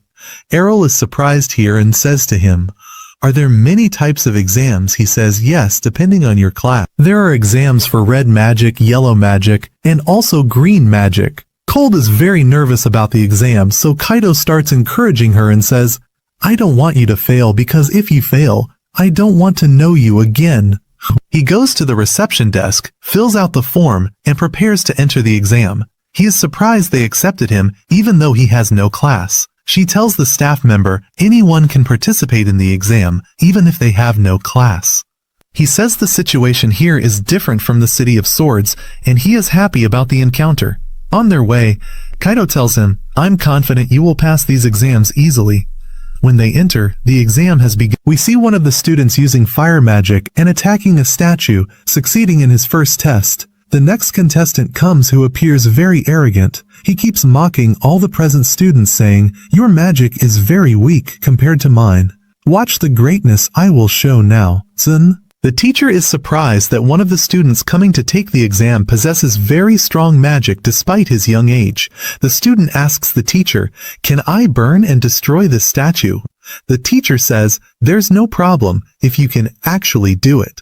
And indeed, the boy uses the volcanic explosion magic, releasing a very strong fiery magical energy at the statue. He thinks he managed to burn it, but the statue is unaffected by his magic. We learn that the statue is very strong, made of rare mithril stone, and is very difficult to burn or melt. At that moment, Kaido keeps laughing at him and says, "My teacher will be able to melt this statue in seconds." Kaido hits him on the head and says, "Stop bragging and sit quietly." The boy keeps laughing, thinking Kaido is joking, and says, "Then show me what your teacher can do."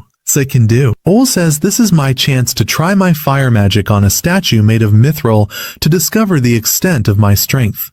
He immediately uses the volcanic explosion skill, and we see a powerful laser beam hit the head of the statue. The boy keeps laughing at Arel, saying he is weak and his magic was just a thin thread, and that the statue is standing there unharmed. But suddenly the statue starts to melt. The boy and Kaido are literally shocked. They think he is cheating in the exam, but he tells them, I used the volcanic explosion skill, but I concentrated its power and reduced its size. After that, Arel leaves them and goes to Kofa, who has just finished her exam and passed. She is surprised that Arel came to her. He says, I came to take the exam. She says, weren't you taking the red magic exam? But his turn comes immediately, and he immediately uses ice magic, creating very strong arrows that literally shatter the statue made of mithril. Kofa is stunned, but Arel leaves her afterwards and goes to the next exam, which is the green magic exam. When he goes there, he finds everyone waiting outside. He says to her, why are you scared? Did you fail the exam? She says, I'm scared and very nervous, that's why I haven't gone in yet. She asks Arel, how do you calm yourself and your nerves before an exam? He says to her, I've never been nervous before, I'm always calm. Stranger still, Arel asks her, what does the feeling of nervousness and anxiety feel like? She says to him, that feeling comes from fear. Arel then gives her some advice saying, even if you fail the exam, you must be convinced that your life won't stop because of one failure. You must try more than once until you succeed and achieve everything you want. These words encourage her and make her dare to enter the exam. Afterwards, Arel enters the exam and uses the tornado skill, literally destroying the windmill used for the test and smashing it. After he finishes his test and passes, it's Cold's turn. The teacher tells her, you must make this windmill fly. Cold, of course, is scared and terrified, but she remembers Arel's motivating words and begins to feel encouraged. Later, we learn that Arel completed the yellow magic and white magic exams and is currently heading to begin the black magic exam. On his way, he finds a girl shouting and looking for a creature named Jory. He says to her, I heard a sound coming from that box. She runs towards the box and finally pulls out a lizard with a strange shape. Suddenly, Kido finds a skeleton talking to him from behind. He gets scared and immediately knocks its head off, but is surprised that the skeleton is talking. Its name is Latalia, and it says to him, how dare you hit me like that? This Latalia is an employee working in the black magic department, and says, always, all the students are afraid to take the black magic exams, and I don't know why. After he finishes the exam, he comes out but finds Kaido and the girls calling him. When he asks them what they are arguing about, we learn the reason for the argument is that each one wants Arel to join their magic department. Each of them is trying to convince Arel that their department is the best. Here Arel calms them down and says to them, I'm not going to join just one department. I plan to study all the magic departments here at the academy. In short, he wants to learn all types of magic to become the ultimate mage king. See his friends being very shocked that he holds memberships to all the magic schools here at the academy. They are saying they can't believe that someone could succeed in all schools and be present in them all at the same time. Earl here is upset because he doesn't know how he will attend all the classes, since all the schedules are overlapping and he doesn't know how to organize them. But then Earl also notices that the exams carry high grades, so he says he doesn't necessarily have to attend the lessons, and the most important thing is to focus on the exams because they have the highest grades. But Colt tells him that he must attend the classes because the teachers give very important information, especially about magic incantations, which usually aren't found in the books. So Earl says to them the solution is simple. You attend the classes in my place and I'll borrow your notes. Of course, they all agree to help him and tell him, your wishes are our commands, you are a leader. They ask him later what he will do about the other schools they aren't in, like black magic. He tells them not to worry, black magic doesn't even have classes because Talia told him that no one attends classes there, and it's rare to find a student enrolled in the black magic school. Kaido then says to him, come on, let's go attend the first red magic class so we don't miss it. As soon as they arrive at the class, they meet the arrogant bullying student Royce. When Earl ignores him completely, Royce calls out to him and says, are you just passing by without greeting me? Then Kaido mocks him and says, don't talk to my teacher that way. But Royce retorts saying, I only lost one round, and says that his teacher Earl only won by luck, nothing more. He says it's impossible for him to possess the skill or talent that I have, and he's confident he will defeat him next time in any challenge they enter against each other. Arel says to him, "Why do we have to challenge each other? I'm not even a sorcerer anyway, and I don't have any rank or magic class." Royce is shocked and surprised by this. Then the teacher arrives and tells everyone to get to their places so they can start. But Royce immediately asks his teacher, "What is Earl's rank?" "Because he tells me he is without a class." The teacher, upon checking Earl's file, says that he is indeed without any rank or magic class at all. Royce is of course annoyed that someone without a magic class was able to defeat him in the initial tests. The first class finally begins, and we see the teacher starting to write magic incantations on the board. But Kaito is sitting there not understanding anything and says, "What's with this magic incantation? It's so long, why?" But Earl feels bored because the teacher is starting with the very basics and he already knows all these things. He knows that magic incantations are important for beginners so they can use magic easily. The teacher tells them, "I know learning magic incantations is difficult at first, but with time you will be able to memorize them and use them, and even develop them to strengthen yourselves." He tells them, "When your level rises, you'll find you can develop these incantations and even make very simple shortcuts to make using them easier."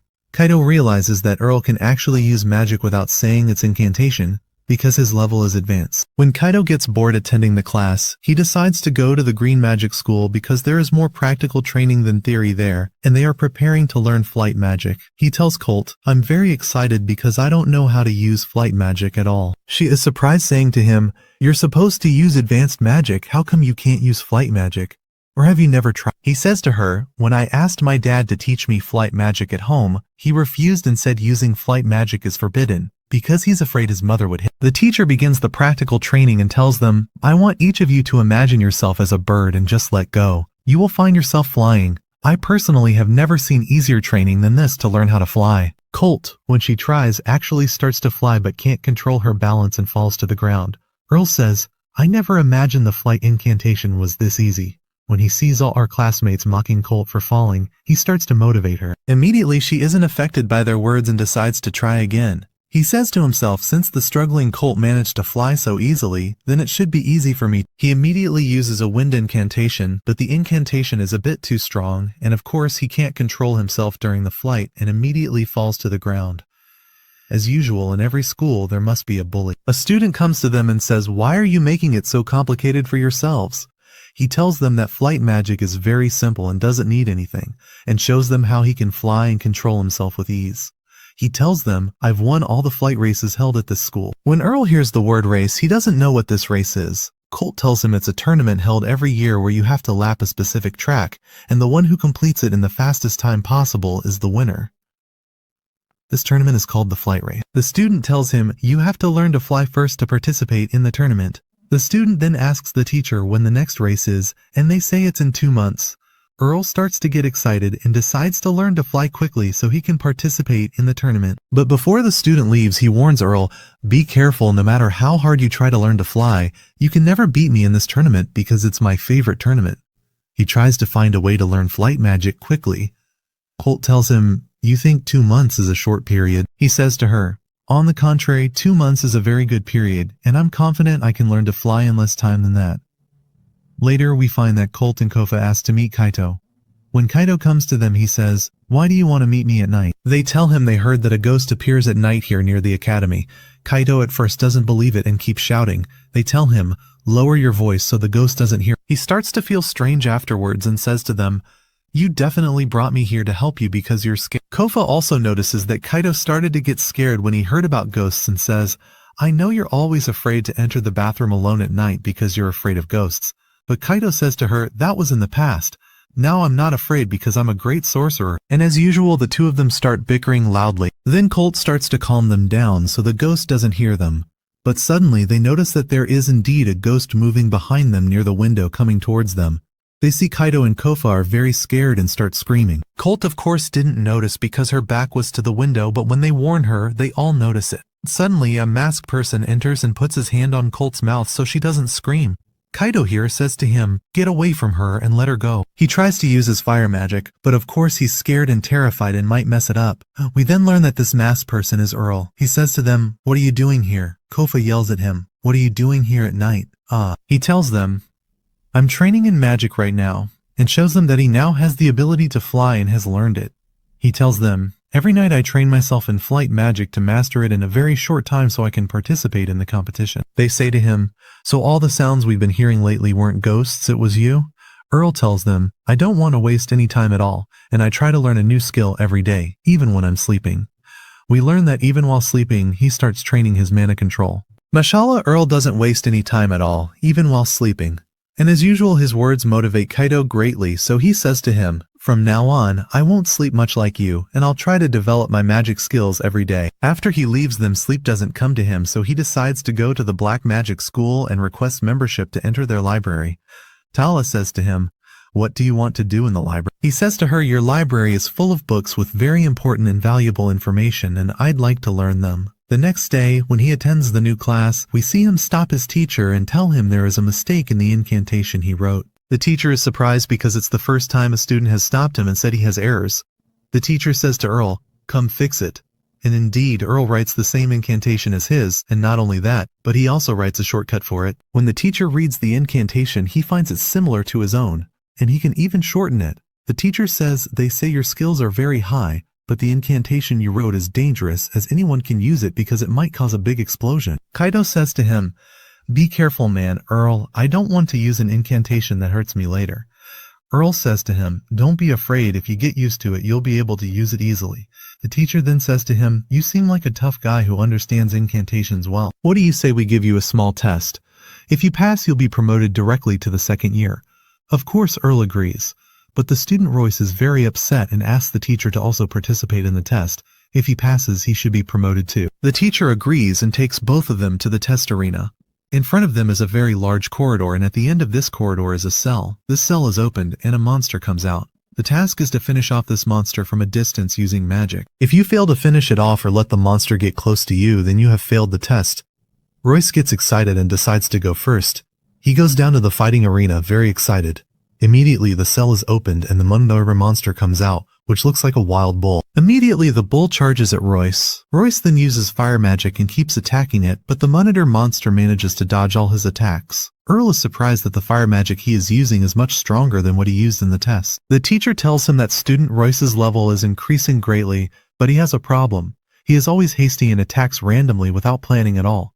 He says he needs a lot of experience to pass this test. Despite Royce's attempts to hit the Monitor monster, he fails to land a single blow on it. Then the Monitor monster gets close to him and prepares to deliver the final blow. But suddenly the Monitor monster disappears from in front of him in seconds, and Royce falls to the ground out of fear. When he asks how the monster disappeared from in front of him so suddenly, the teacher says, you are now in the school of sorcerers, and it's impossible for us to let our students get hurt. Of course, he is upset that he lost the test. The teacher says, I definitely know your level, why did I let you enter this test? He realizes the teacher did this to make him reconsider his approach and start developing himself to pass these tests easily later. The teacher tells him that students need to study for at least 2 years to pass this test, and he is confident that Royce can pass it in less time than that. Then it's our hero Arel's turn. He goes down to the fighting arena and the cell is opened. But what comes out isn't the Monitor monster that came out for Royce. This is a monster evolved from the Monitor and much stronger. This makes Arel ask, aren't we supposed to be taking the same test? Suddenly, an employee arrives and tells the teacher that a mistake has occurred and the monsters were switched. The teacher becomes very afraid for Arel and tells him he must withdraw because this monster is very strong and could finish him or her. But our hero Arel doesn't care and says to him, leave it, I can defeat it easily. And indeed, the monster charges at our hero Arel, but immediately Arel starts to concentrate and creates fire arrows and throws them at. The teacher is surprised that he made these arrows without saying any incantation at all. But the monster manages to dodge these arrows and jumps over them. Here the teacher says this monster is very evolved, and he is afraid for Arel. We see the fire arrows change direction and return to hit the monster from behind, knocking it to the ground. We learn that this was our hero Arel's plan from the beginning, as he wanted to hit its joints from behind. Then he uses a concentrated fire incantation and it immediately descends on the bull, finishing it off. Of course his teacher is astonished by the great power and how he managed to finish off the monster so easily. He says to him, congratulations on your promotion, teacher. Starting tomorrow, you will go directly to the second year. When he meets his friends, they notice he is depressed and say to him, what's bothering you? You were supposed to be promoted to the second year. He says to them, unfortunately, what happened was an exception, and what I learned from the rules here is that these exceptions only work in one school. He wanted to take these tests in all the magic schools he is studying in to get promoted immediately. and go to Earl's house. We see his mother teaching Liana how to cook, but it's clear that Liana is very clumsy, doesn't know how to cook, almost burns everything and ruins the food. Earl's sister keeps making fun of her, but Earl's mother comforts her, saying, "Don't be upset, everything is difficult at first, then it becomes easy." Then we return to Earl, who is with Colette, talking to the Blue Magic school teacher because Earl also wants an exception to be promoted to the 2nd grade. The teacher tells him that the promotion test exception is granted only once a year, and he already used it at the Red Magic School test. So he says to her, "Then test me, I am ready for any test because I don't want to waste my time in useless study classes." The teacher gets angry and says, "Do you mean my lessons are useless and have no value?" She says to him, "Since you're so strong, I am ready to challenge you to a duel." We see Earl preparing for the challenge, and Colette is very scared because this teacher shows no mercy. She tells Earl that physical assault is forbidden and he is only allowed to use magic. She tells him, "Don't be upset if my magic causes you injuries." Earl says to her, "I agree to any rules because I am confident I will win the challenge." His confidence provokes the teacher, and she immediately uses Blizzard Storm magic, attacks him with a magical vortex and surrounds him with it. Then she activates ice magic on him, trapping him inside it. Colette is of course very scared for Earl. The teacher says to him, "You keep saying you're great and unmatched, yet you can't dodge my simple attack."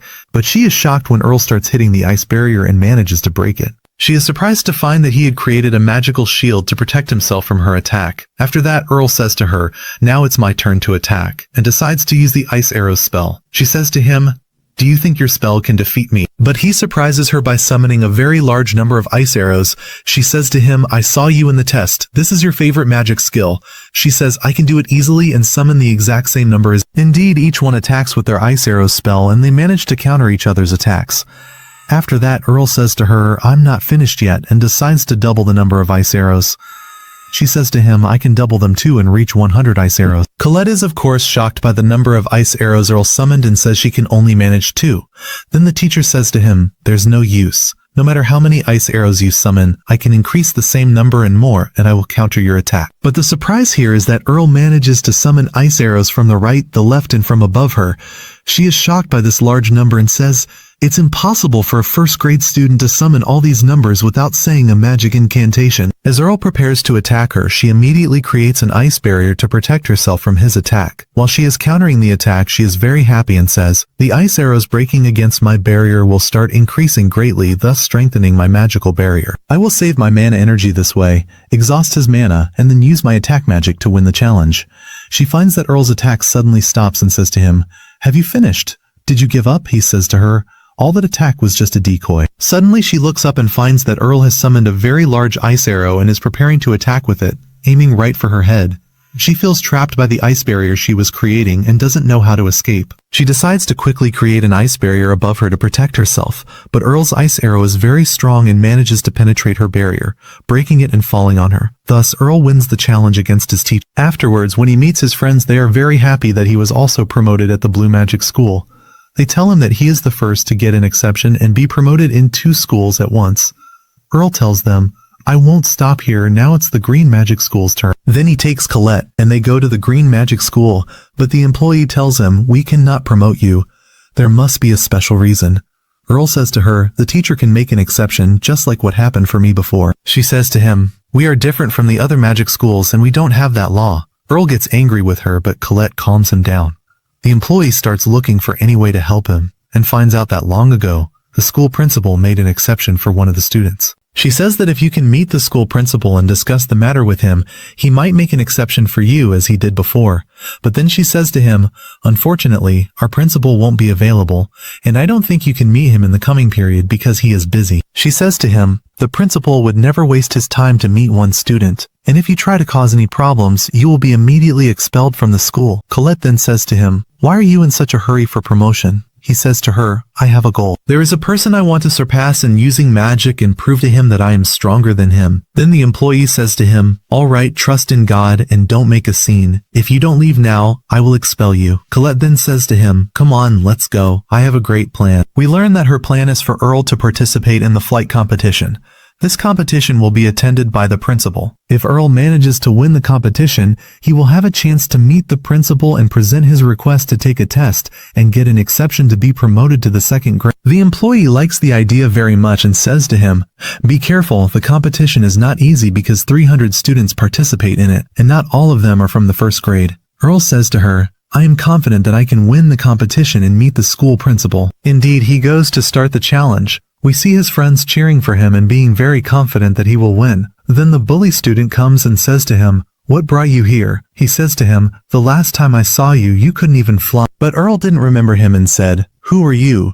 The student gets very upset and says to him, "You'll know who I am well when I win the champion." We see the commentator saying that this competition includes students from the first, second, and third years, and the competition this year will be very few. We learn that the conditions of the competition require them to pass through the main gate of the Magic City, go around it until they return to the starting point again. Present at the competition, of course, is the principal of the Green Magic School, along with a group of observers, including one who is handsome, and all the girls like him and are infatuated with. Here, when Kaido finds that Colette and the others are admiring the teacher and not cheering for Arel, he keeps shouting at them, telling them to focus on the competition, and starts cheering for Arel, saying, "You are like me and my highest role model, and I don't want you to lose any challenge." The flight competition begins, and we see the 300 competitors starting to fly. They start bumping into each other, and some of them fall. The audience is cheering, and the commentator says that this competition will be different because there are new competitors we are seeing for the first time. Then we see one of the students who couldn't control himself and fell to the ground. After that, they notice that only 15 students are in the lead. The one currently in first place is the student Diani, who is from the third grade. This student has won all the races she participated in before, and it is expected that she will be first and win the competition. Then we see the bully student flying, and Arel comes right next to him. He is surprised by his speed and says to him, "How can you fly at the same level as me?" Arel says to him, "By the way, I haven't used my full power until now, but I don't want to consume my mana energy quickly."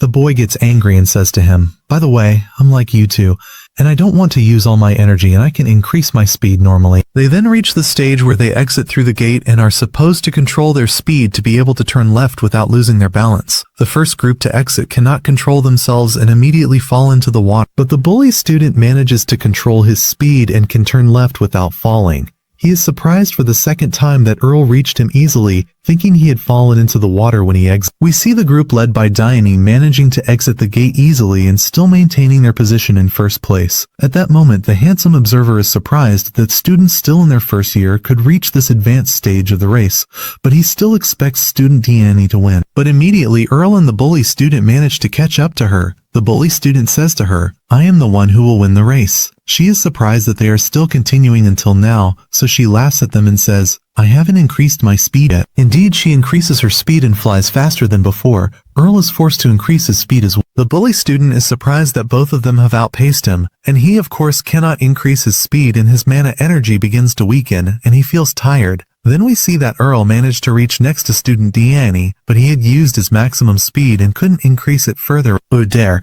This way he says, "I won't be able to beat her," and says 2 months is too short a time to increase my flight skill and speed. At that moment, student Diani increases her speed and races ahead. He says, "I have no choice but to use my trump card." He starts kicking the air with his leg to give himself a strong push forward, and this way he will be able to catch up to her. The observer is shocked by the strange skill Arel used and says that his leg muscles are very strong to allow him to use the kicking skill and compress the air to increase his speed.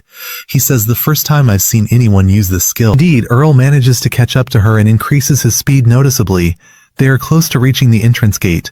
Arel immediately increases his speed and manages to pass student Diani.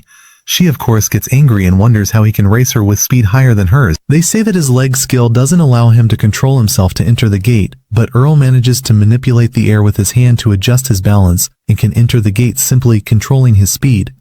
In the end, Arel succeeds in reaching the finish line and wins the flight competition. Student Diani arrives after him, taking second place and immediately greets him, saying, "I really enjoyed racing with you, but next time I will beat you." Then the bully student arrives, taking third place and is literally exhausted and unable to move. Afterwards, Arel goes to meet the school principal and hands him the certificate and medal. But Arel says to him, "I have a request. I want you to make an exception for me to be promoted to the second grade." He says, "Your skills in the race impressed me greatly, and I didn't expect a first grade student to be able to defeat third grade students." Therefore, I agree to this exception and am ready to promote you to the second. Arel is finally happy that he passed the promotion test at the red, blue, and green magic schools and says, I have completed half the journey, and the second half remains for me. We continue our story and see Arel going to the yellow magic school because he also wants an exception to pass their tests. But the employee tells him that the registration period has ended and says that finding a new appointment for him now will be very difficult because the schedules are all full. She tells him to wait for next year, as a new slot might open. When he realizes he has to wait a whole year, he is very upset and tells her to find a solution to get him an exception. He tells her he had prepared a very new type of golem that he wanted to use in the exam. Suddenly, someone appears behind him and says, You said golem. Arel says yes, he made a special golem and wanted to use it in the exam. We learn that the person speaking to him is a teacher at the yellow magic school named Roger, who says, Since you've created a new golem, I will register you as my assistant, and this way you can take the test normal. Arel is very happy at that moment, but the employee says, I can't believe you became Roger's assistant. He asks if there's a problem with being his assistant. She says that teacher Roger is the best person in the entire world at using golems, and in every event he holds many battles with all the students he recruits. Since you've become his assistant, it means he will enter a test against you and use his golems to challenge. She tells him that Roger has no mercy in any test he conducts, and you will most likely lose to him. The employee says she wants him to reconsider his decision before proceeding, but Arel is excited and insists on entering the challenge against him. The event begins at the Yellow Magic School. We see the faculty members using their earth magic to create shapes, and the audience is very happy with the shapes they are making. Then it's teacher Rogers. He begins by telling them, Today I have a challenge with my assistant Arel, and I will use my golem against the golem he managed to create. The students, of course, know that Arel will be his new victim. Roger begins summoning earth golems, which emerge from underground. Kaito notices that Roger's golem is different from any golem seen in the city before. Then Roger tells Arel, Go on, summon your golem. Arel calls for his golem named Alpha. The audience and Roger are surprised that Arel's golem is made of metal. Arel begins explaining to Roger that his golem Alpha was made using alchemy magic, but it's controlled by earth magic so he can give it commands. The audience is shocked because it's the first time they've seen a golem made of metal. Even Roger can't believe it and says, Are you kidding? It's impossible to control a golem made of metal because it would be too heavy. He says there must be someone hiding inside. When he removes its head, he is surprised to find no one inside and that Arel really created it using alchemy magic. But he notices that it's very lightweight and the metal it's made from is weak and easy to break. He tells Arel that his golem will be able to defeat it easily. Immediately, Roger orders his first golem to attack Arel's golem. Here, Arel's golem easily blocks the attack. Roger is surprised that his golem's arm broke, wondering how it broke despite Arel's golem being made of weak metal. He says he underestimated Arel's strength. He uses his mana to strengthen his golem, making its durability and sturdiness stronger. He tells Arel he is confident that this time he will defeat his golem and has all four of them attack at once. At that moment, Arel orders the golem Alpha to draw its swords. He tells Roger that the swords Alpha summoned cannot possibly stand up to his attack. Arel says, Let's see now who will win. He orders Alpha to finish off all four of them. Indeed, with a single strike, the golem Alpha shatters all of Roger's golems. Roger is shocked and can't believe it. He asks how he taught the golem to use swordsman's. Arel explains that he made it from lightweight metal and made its joints flexible. Through earth magic, he made it reduce mana consumption and execute all his commands. He approaches Roger and says, So what do you think of my research? Do I deserve the promotion or not? Roger says, Of course you deserve the promotion, and I want you to join my laboratory. I will speak to the school director to make an exception and promote you. Next, he goes to the white magic school and meets the employee Keed, who tells him she is responsible for administering his promotion test to see if he will pass. He notices that her eyes are closed. He asks if she is okay. She says, Of course, as you can see, I am blind. But if I look at your magic, I can determine your character. She approaches Arel to study his magic and is surprised by the immense, seemingly endless amount of mana energy. She asks how he can control it all. She becomes genuinely afraid and terrified of his great power. She takes him to the test site, which is a temple located underground. This temple belonged to a royal family that died out many years ago. She tells him that over all the years that have passed, magic has accumulated inside this temple, and a great number of undead have appeared. When he enters, he uses light magic to illuminate the place. She warns him to be careful because the undead are attracted to light and kill anyone, but Arel doesn't care and continues on his way. Any zombie monster that appears, he immediately eliminates with a single strike of his light magic. Keed, of course, senses everything and is surprised he is dispatching the undead so easily. She asks him, Where are you going? He says he is going to the test location. She tells him that his test was to defeat the undead that he just eliminated and he has passed the test. Let's go back. While returning, there is one undead hiding, but Arel detects its location and uses light magic on it. This is the strongest of the undead and is surprised that Arel discovered its location so easily. The zombie is annoyed and tells Arel he is different from anyone he killed before. But Arel thinks he's foolish, increases the power of his light magic and easily eliminates him too. Upon exiting, Ki tells him that she felt his mana energy and senses he possesses great power, so she agrees to make an exception for him. Finally, only the Black Magic School remains. Arel goes there immediately afterward and spends time reading its books. Talia finds him reading and he startles her. He tells her he can't believe the Black Magic School has no promotion tests. She says, "Who would we even hold tests for? We don't have any students." He notices a large metal door that is always locked and asks why no one enters it. She tells him that behind that door, black magic experiments are conducted because their use is forbidden in the city outside. Arel takes a book from the Black Magic School and enters through the door to try out its spells. As soon as he opens the book, we see mana energy starting to pour out powerfully from the book, and then it suddenly disappears. When he looks up, he finds a demon sitting in the air, thanking him for helping it escape. The demon says it was trapped for many years inside that book and can't believe someone finally opened it to release him. The demon tells Arel it needs a powerful stimulus to return to the demon world. "So complete your good deed and become my victim. You clearly possess great mana energy. I need to take it over to return to the demon world." Immediately the demon attacks him, but Arel blocks the attack and says he won't allow it to destroy him. When he tries to use magic, he finds he can't. The demon says it's impossible for him to use magic because it has created a magic circle beneath him that nullifies any magic effect. Arel at that point doesn't care about using magic and attacks him physically, landing a blow to its head with his staff. But the demon has regeneration ability and can heal itself. It is surprised that Arel managed to land a blow with his staff. After that, Arel continues his attack, delivering countless endless blows. With each strike, the demon shrinks in size until eventually, the demon's body becomes very small, like a tiny creature. The demon begs Arel not to. Arel says, "I won't let you return to the demon world. I want you to be my servant." He immediately places a control spell on its chest and tells the demon that every time it disobeys his orders, it will feel intense pain. Indeed, every time the demon tries to do something to annoy him, it feels severe pain until it finally agrees to be his servant. The employee Lena comes and is surprised that he managed to subdue a demon and control it. Afterward, Arel meets Kaito and the girls, who congratulate him on finally passing the promotion tests in all the magic schools. They tell him he is the first person to ever get an exception in all the magic schools and can't believe his great power. Suddenly, they notice the demon with him. Kaito keeps playing with it and hitting it, asking, "What is this beautiful pet?" The demon is annoyed that they call it a pet. Kova immediately hits it, but Colette takes it and gives it back to Kaito, saying, "Sorry, we were afraid it would die in our hands." He says it won't die that easily. He orders the demon to go get him some bread. When the demon refuses and disobeys, it feels intense pain and is forced to agree in the end. It says, "One day, I will break the spell you put on me and take revenge on you and finish you all." Next, we see an important meeting at the magic school. All the teachers from all the magic schools are present. They are discussing the curriculum for the new school year and the budgets for each school. Here we see the director of the Black Magic School is very upset because his school's budget is the lowest.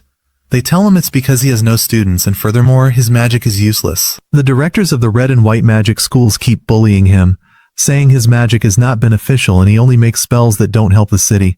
He listens to this deeply upset. After the meeting, he tells an employee, "We will hold a competition where all the magic schools will participate. If your school wins the competition, then we might increase your budget." The employee tells him he must try hard in the upcoming competition because it's his last chance. We see the Black Magic director is sad about the low budget and says they are effectively ending the Black Magic School. "I must find a solution to win the competition." We return to Arel and his friends. They tell him there is a competition being held between all the magic schools and ask if he will participate. He says, "Of course I will participate in the competition, but I haven't registered yet." Tito and his friends are happy that Arel will participate so they can watch his great talent. At that moment, the demon asks Arel, "Are you participating on behalf of a magic school since all the schools are competing against each other?" Arel says, "Tomorrow morning I will meet the school directors to talk to them about this matter." He realizes the demon has a lot of information about this competition and asks him, "Are you more excited about this competition than I am?" The demon says, "I don't care at all about any competition humans hold." We then go to the director of the Black Magic School. We see him in a secret room beginning to perform a very dangerous spell.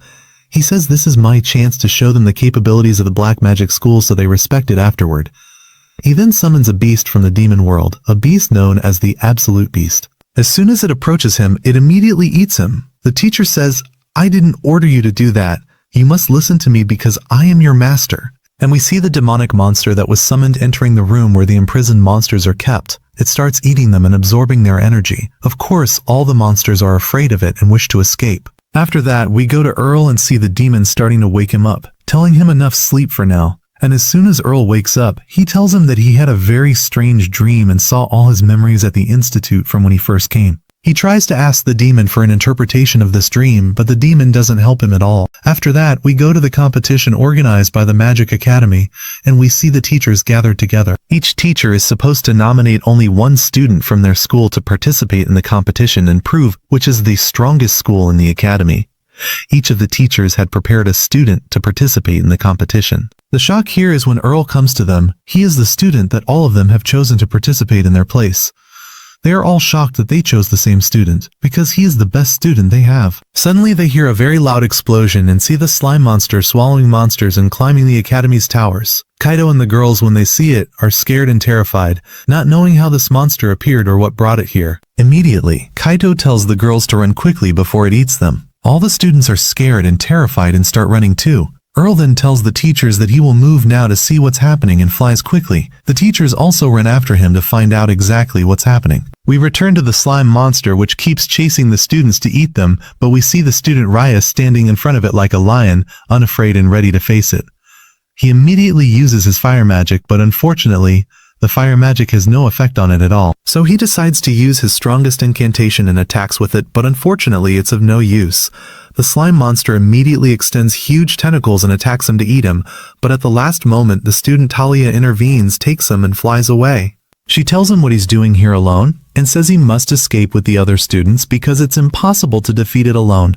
We return to the slime monster, which is chasing Kaito and the girls. Suddenly, while they are running, Colt trips and falls to the ground. Immediately, Kofu creates a barrier of ice magic to prevent it from approaching her, but the slime monster breaks it again and isn't affected by anything. So Kaito decides to use fire magic and attacks the slime monster with it, but again it has no effect at all. Colt here remembers Arel's words when he was encouraging her, saying that one failed attempt shouldn't stop you, and you must try more than once. So she starts to get motivated and says she can't remain a failure all her life. She decides to use tornado magic on the slime monster, but again, the tornado magic has no effect on it. So Colt says, I knew my magic wouldn't affect it, but the honor of trying is enough for me. She remains standing without any fear at all. The monster attacks them and they are completely surrendered at the end. But at the last moment, our hero Arel intervenes and stops its attack. He tells them, Arel, may God enlighten you, you've done your part and more. And now you must escape quickly and leave this matter to us. Of course, the three of them are happy and say, we knew you would come at the right time to protect us. The academy teachers come after that and say that protecting the students is our responsibility, and they ask Arel to also escape with the rest of the students, because he won't be able to deal with the slime monster. Arel doesn't lie and decides to let them deal with it, and it seems like it will be a mistake they'll regret because they asked Arel to withdraw and leave them. They start thinking about where this slime monster came from because it's the first time they've seen something like it. They realize it must have come from the Black Magic School, and since the head of the Black Magic School is missing, he must be the one who summoned it. They say they must interrogate him as soon as they see. They realize that this slime monster has very high resistance to magic and try to think of any way to defeat it. After that, the Earth Magic School and the Ice Magic School use their magic on the slime monster and are surprised that the monster can reflect their magic and isn't affected at all. Then the Green Magic School and the Red Magic School also prepare and use fire magic and storm magic, hitting it with a very powerful incantation. They think they managed to destroy it, but strangely, the monster absorbed the magical energy and wasn't affected at all. They realize that every time it eats magical energy, its size increases a lot compared to before. They feel they are in big trouble literally. After that, the monster extends its tentacles and attacks them, but the head of the Earth Magic School creates a very strong barrier to block it. However, the monster starts breaking the barrier it's trapped in and indeed manages to break it. They say that every time they keep attacking it with their magic, its size will grow, and its power will also increase, and they won't be able to deal with it at all. We see our hero Arel watching them from afar and saying that all the incantations the magic teachers used, I know them well, and I also learned them from my father. It's clear they don't have anything new for me to learn from. The demon appears after that and asks him, are you going to let them fight this monster alone? So he tells him that they asked me to, and at the same time I want to see the magic they are using. Maybe there's something I haven't learned and I want to see it. The demon is surprised because it's the first time he's seen a monster from the demon world present here. So Arel then realizes that this demon has information about it and immediately grabs him and demands that he tell him everything he knows about the slime monster. So the demon says that the slime monster has the ability to absorb any magic, and when it absorbs any magical energy, its size increases and it becomes stronger than before. So Arel understands why its size grew so much, and it's because it absorbed all the magical energy that was used to attack it. The demon keeps laughing at the magic school teachers because none of them discovered this until it was too late. So Arel asks him and says, well, if I use very strong magic, could I destroy it, or must physical attacks be used like using a sword? So the demon tells him, I've never seen anyone use strong magic that can destroy the slime monster with it. As for using physical attacks, like if you use a sword or a spear, as soon as they touch the slime monster, it will swallow them immediately. So Arel says to him, I have no other option left. Let's try. He descends to the ground and manages to create a sword. The demon is surprised that he created a sword so easily and says to him, I thought you were a magician, not a swordsman. So he tells him, I can use a sword normally in combat. And he tells him, don't forget, when I first saw you, I defeated you with the magic wand I had. The demon gets upset with himself and says, how could a noble demon like me lose to a mere magic wand that was with Arel? Arel tells him, come on, let's move quickly because the slime monster is close to destroying the entire And indeed, we see the slime monster literally destroying everything around it and ruining half the houses next to the Magic Academy. The teachers are helpless and don't know what to do with it at all. They are surprised that it's heading towards the administrative building where all the students are. They realize it's going there to swallow the students and absorb their magical energy. Suddenly they find an arrow descending from the sky at great speed, and this is our hero Arel. He uses the Dragon Fang attack and descends upon the slime monster with a strong strike. Although he succeeded in cutting the monster starts to reassemble again, and the attack wasn't enough. The magic teachers come and are surprised that Arel can use a sword. They say to him, are you a swordsman or a magician? What exactly is your classification? So he tells them, unfortunately, I am without any classification.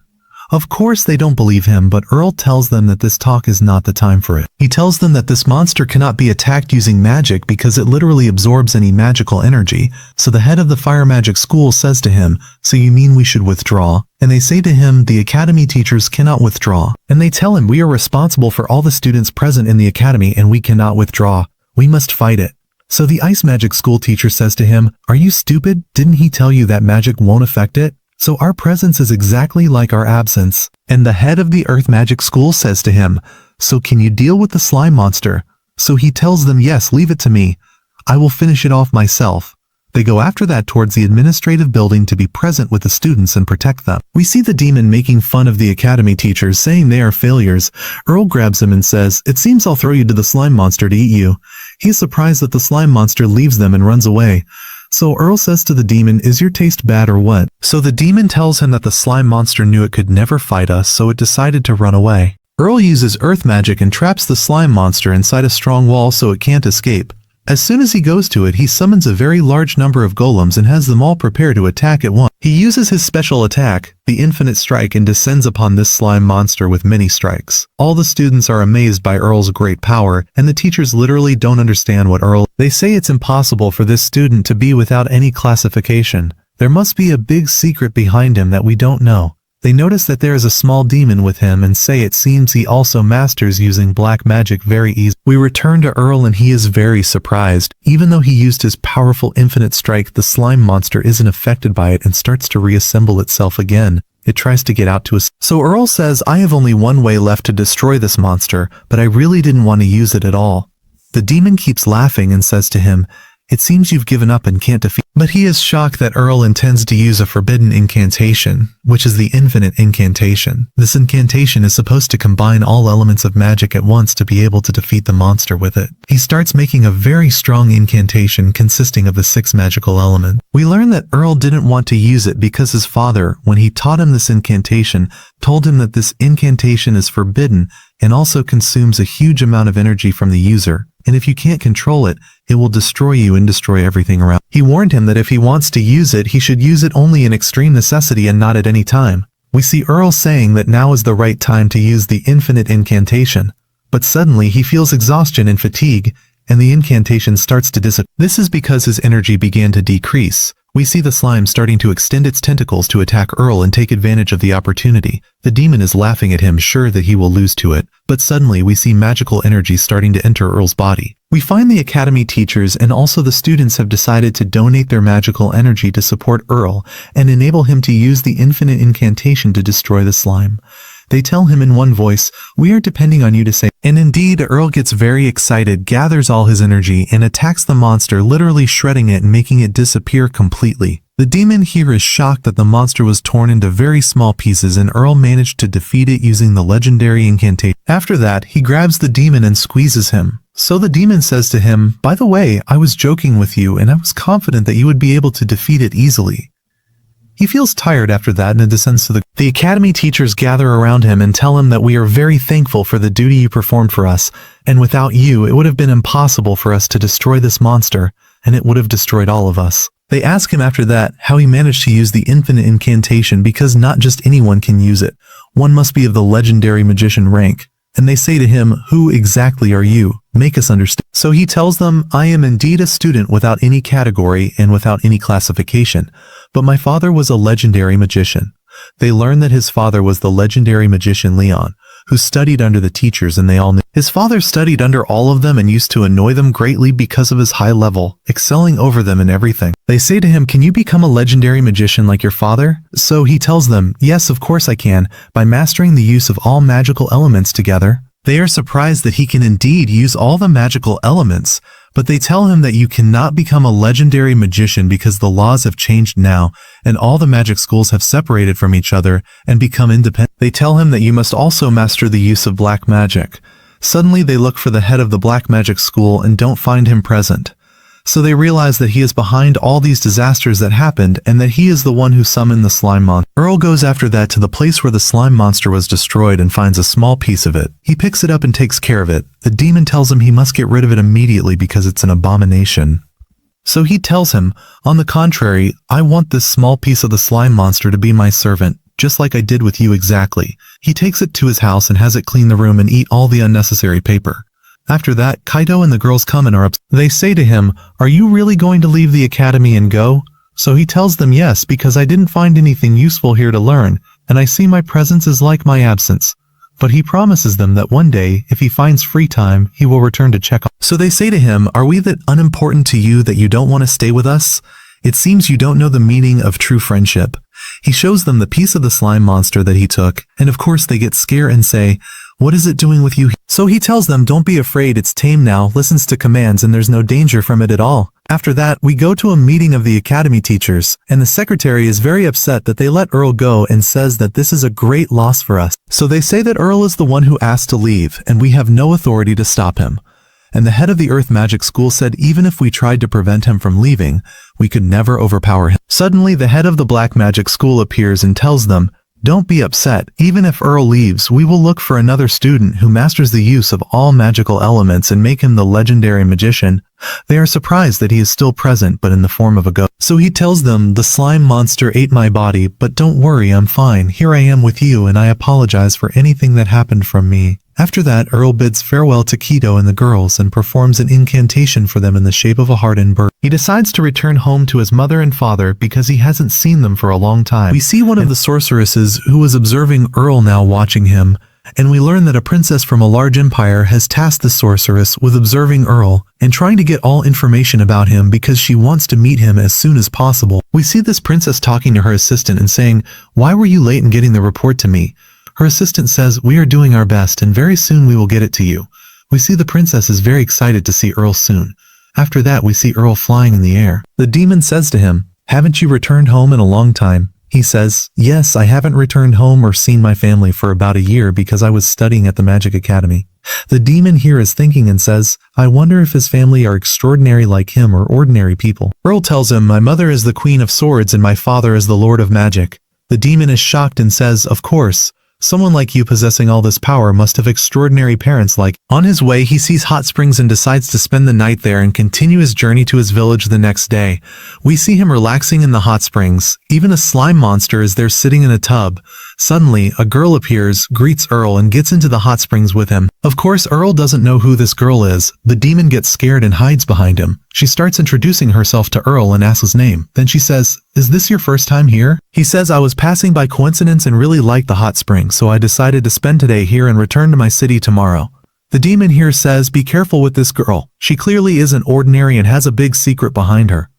Earl says, you're right. Anyway, I've noticed her well. Let's see what she wants in the end. Then the girl asks him, what is the goal of your journey? He says, my goal is to become the strongest adventurer in the world. She says, so you like fight? He says, I don't care much about fighting, but when I find someone with great strength, I like to fight them because I want to see if someone unclassified like me can defeat them or not. She is surprised and says, you must face a lot of discrimination and bullying from many people for being unclassified, right? He says, exactly. Sometimes I do find people like that. She says, well, how about you come live in our empire? Our empire has a very just princess and equality is her #1 priority. Whether you have a class or not, you will be treated well. But Earl refuses her offer and says, I'm not interested in living in your empire. Then he leaves her and walks away. The girl is left puzzled, wondering why he refused her offer. We then see Earl eating and the slime is also eating with him, literally swallowing the food along with the plates. The demon says, well, why did you refuse her offer? You would have lived in a good place with equality, and no one would bully you. That would have been my chance for you to free me so I could live freely without being your slave. Earl says, you will remain with me because I haven't decided what to do with you yet. The next morning, as he continues his journey and is walking in the forest, the girl appears again and says, stop right there. She starts introducing herself. We learn her name is Kiriha, and she is one of the generals serving the empire. The princess sent her to capture Earl and bring him to her. She says, you better come with me nicely because I don't want to use violence against you. Earl says, well, what if I refuse to come with you? She says, no one can refuse the orders of the princess of the empire. He says, I don't care about your princess. I don't even know her. He asks her, what does your princess want from me? She says, honestly, I don't know, but she ordered me to look for a person with no class named Earl and bring him to her. Earl refuses to go with her. She says, don't worry, the princess won't do anything to you. Earl says, clearly you're foolish and don't listen well. I'll say it for the millionth time, I'm not coming with you. She says, all right then, you're forcing me to use violence against you. Suddenly she disappears and appears behind him, attacking him, but Earl also disappears and dodges her attack. She is surprised by his great speed. Then Earl kicks her strongly, sending her flying. He senses that there are 10 ninjas around him. He says, show yourselves now because I know you're here, and there are 10 of you. They are shocked that he was able to know their number and pinpoint their locations.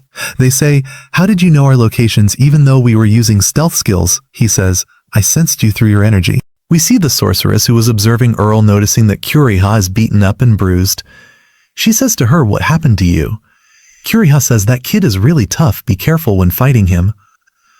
The sorceress is upset that Kiriha was beaten by him and starts using healing magic to treat her. Earl knows that Kiriha is the strongest among them and that the ninjas around him are weak. At that moment, Kiriha tells the ninjas, be careful during the fight with him and attack all at once. Indeed, they all attack him simultaneously. At the same time, we see adventurers running through the forest trying to find Earl quickly before Kiriha can get to him. We also see an adventurer riding a huge dragon, also looking for Earl. They finally reach the place where Earl is and are shocked to find Kiriha and her fighters beaten and lying on the ground. They say, I wonder what they encountered on their way to get beaten up like this. Earl appears while eating and says, I did, but they still don't believe him and say, impossible, someone unclassified can't beat her. They start introducing themselves. We learn that they are also from the 8 generals responsible for protecting the princess and tasked with capturing Earl. Earl says, what should I tell you? You look like you want to fight like Kiriha too. I have a request. Use your best skill in the fight so maybe I can learn something. They feel he is mocking them and say, all right, we'll use our best skills, but we hope you stay alive after we use them on you, because the princess wants you alive. Then each of them starts using their best skill to attack her. After a while, we see the 2 of them also beaten and lying on the ground. The demon says, what kind of hero am I walking with? Earl starts thinking, why is the princess so insistent on meeting him? We see Kiriha calling him and saying, you really are a strong fighter, but I want to tell you that the princess is much stronger than you. It's impossible for you to defeat her. Her words excite him greatly, and he thinks about going to meet her to see her. He wonders, what skill does she possess that makes them say she's stronger than me? He then arrives at the Empire's castle. As soon as he enters the door, it closes behind him, and all the princess's generals who protect her appear in front of him. They start introducing themselves, each possessing a unique skill. They say, you better come with us quietly and don't think about challenging all of us. The demon keeps laughing at them because he knows they will get a good beating. We go to the princess and her assistant. She is of course waiting for Earl. Suddenly the door opens and we see 2 of the generals falling to the ground, clearly beaten by Earl. Then Earl enters and says, where is the princess who wanted to see? The princess's assistant immediately grabs her weapon and says, don't you dare approach or harm her. I am here to protect her. But suddenly the princess runs towards him and says, "My big brother," and hugs him. We learn that this is his older sister. Arel of course gets angry with her and says, "Can you explain what exactly is going on? What's this empire you've created?" She says, "I built this empire so there would be equality among all humans, whether they have abilities or are even unclassified. I promised you I would create an empire based on justice, and as you can see I have fulfilled my promise to you." Ichika says, "I've decided you will live with me here in the empire. I will send for our father, mother, and our little sister Mira to come live with us too." He says, "Thank you for everything you've done, but I can't live with you here in the empire because I have other goals I want to achieve." She says, "What else do you want to do?" He says, "I still want to explore the world and gain many more experiences and skills to become the best adventurer in the world." He says, "During my last journey, I was able to make new friends and also gain many experiences and skills I didn't know before. That's why I want to continue my journey without any restrictions." She says, "All right, do what you want. I won't stop you." As soon as he leaves and walks away, she laughs at him and immediately activates her control skill. This skill allows her to control anyone. She immediately orders him to stop. Arel is indeed affected by her magical skill and stops in his place. Then she says, "I order you to live with me here and I will never let you go." Arel is under the influence of her magic, and as she approaches to grab him, he suddenly kicks her in the face. We learn that he was pretending to be affected. Ichika is shocked and says, "How are you not affected by my magic?" He says simply, "I know your magic relies on voice commands, so I used wind magic on my ears so I wouldn't hear your order." She gets upset and keeps crying because he managed to counter her magical skill. Then Arel provokes her and says, "It seems you used your skill to control all the girls around you and make them serve." One of the generals says, "On the contrary, we serve her by our own full will because she is the kindest princess we have ever seen." They say she has truly achieved justice in the empire. Arel says, "All right, as long as you're happy with the situation, enjoy yourselves and leave me out of it." Then he leaves them and walks away, but clearly Ichika hasn't given up. She says, "One day, I will make him come live with me willingly." Arel returns to his village. As soon as he enters the door, he checks on his father and mother. His mother immediately runs to hug him, happy that he is safe and sound, saying, "I'm glad you returned safely." His little sister Mira comes and hugs him, so he gives her the demon and the slime as gifts to play with for a while. We see Lena, of course, happy about Arel's return. When Arel is sitting in his room, Lena comes to check on him and says, "So what's the news? Tell me." He says, "Before I tell you anything, I'm confident that the year you spent with my mother has raised your combat level and strength. What do you think about us sparring again?" She says, "That's the most important thing you want to know." The next morning, we see Mira screaming outside saying, "Arel left us and went away like last time." Lena laughs and reassures her, and her father and mother tell her, "Don't worry about Arel. He has become a strong adventurer now and nothing can happen to him." We see Arel flying in the air on his way to begin new adventures and prove to the whole world that he is the strongest adventurer. Will he actually succeed in that or not? And with that, the first season of our hero Arel's story ends. So if you're excited for the second season, which of course hasn't been released yet, don't forget to support us with a like and subscription so you'll be the first to see it when it comes out. See you in the next video.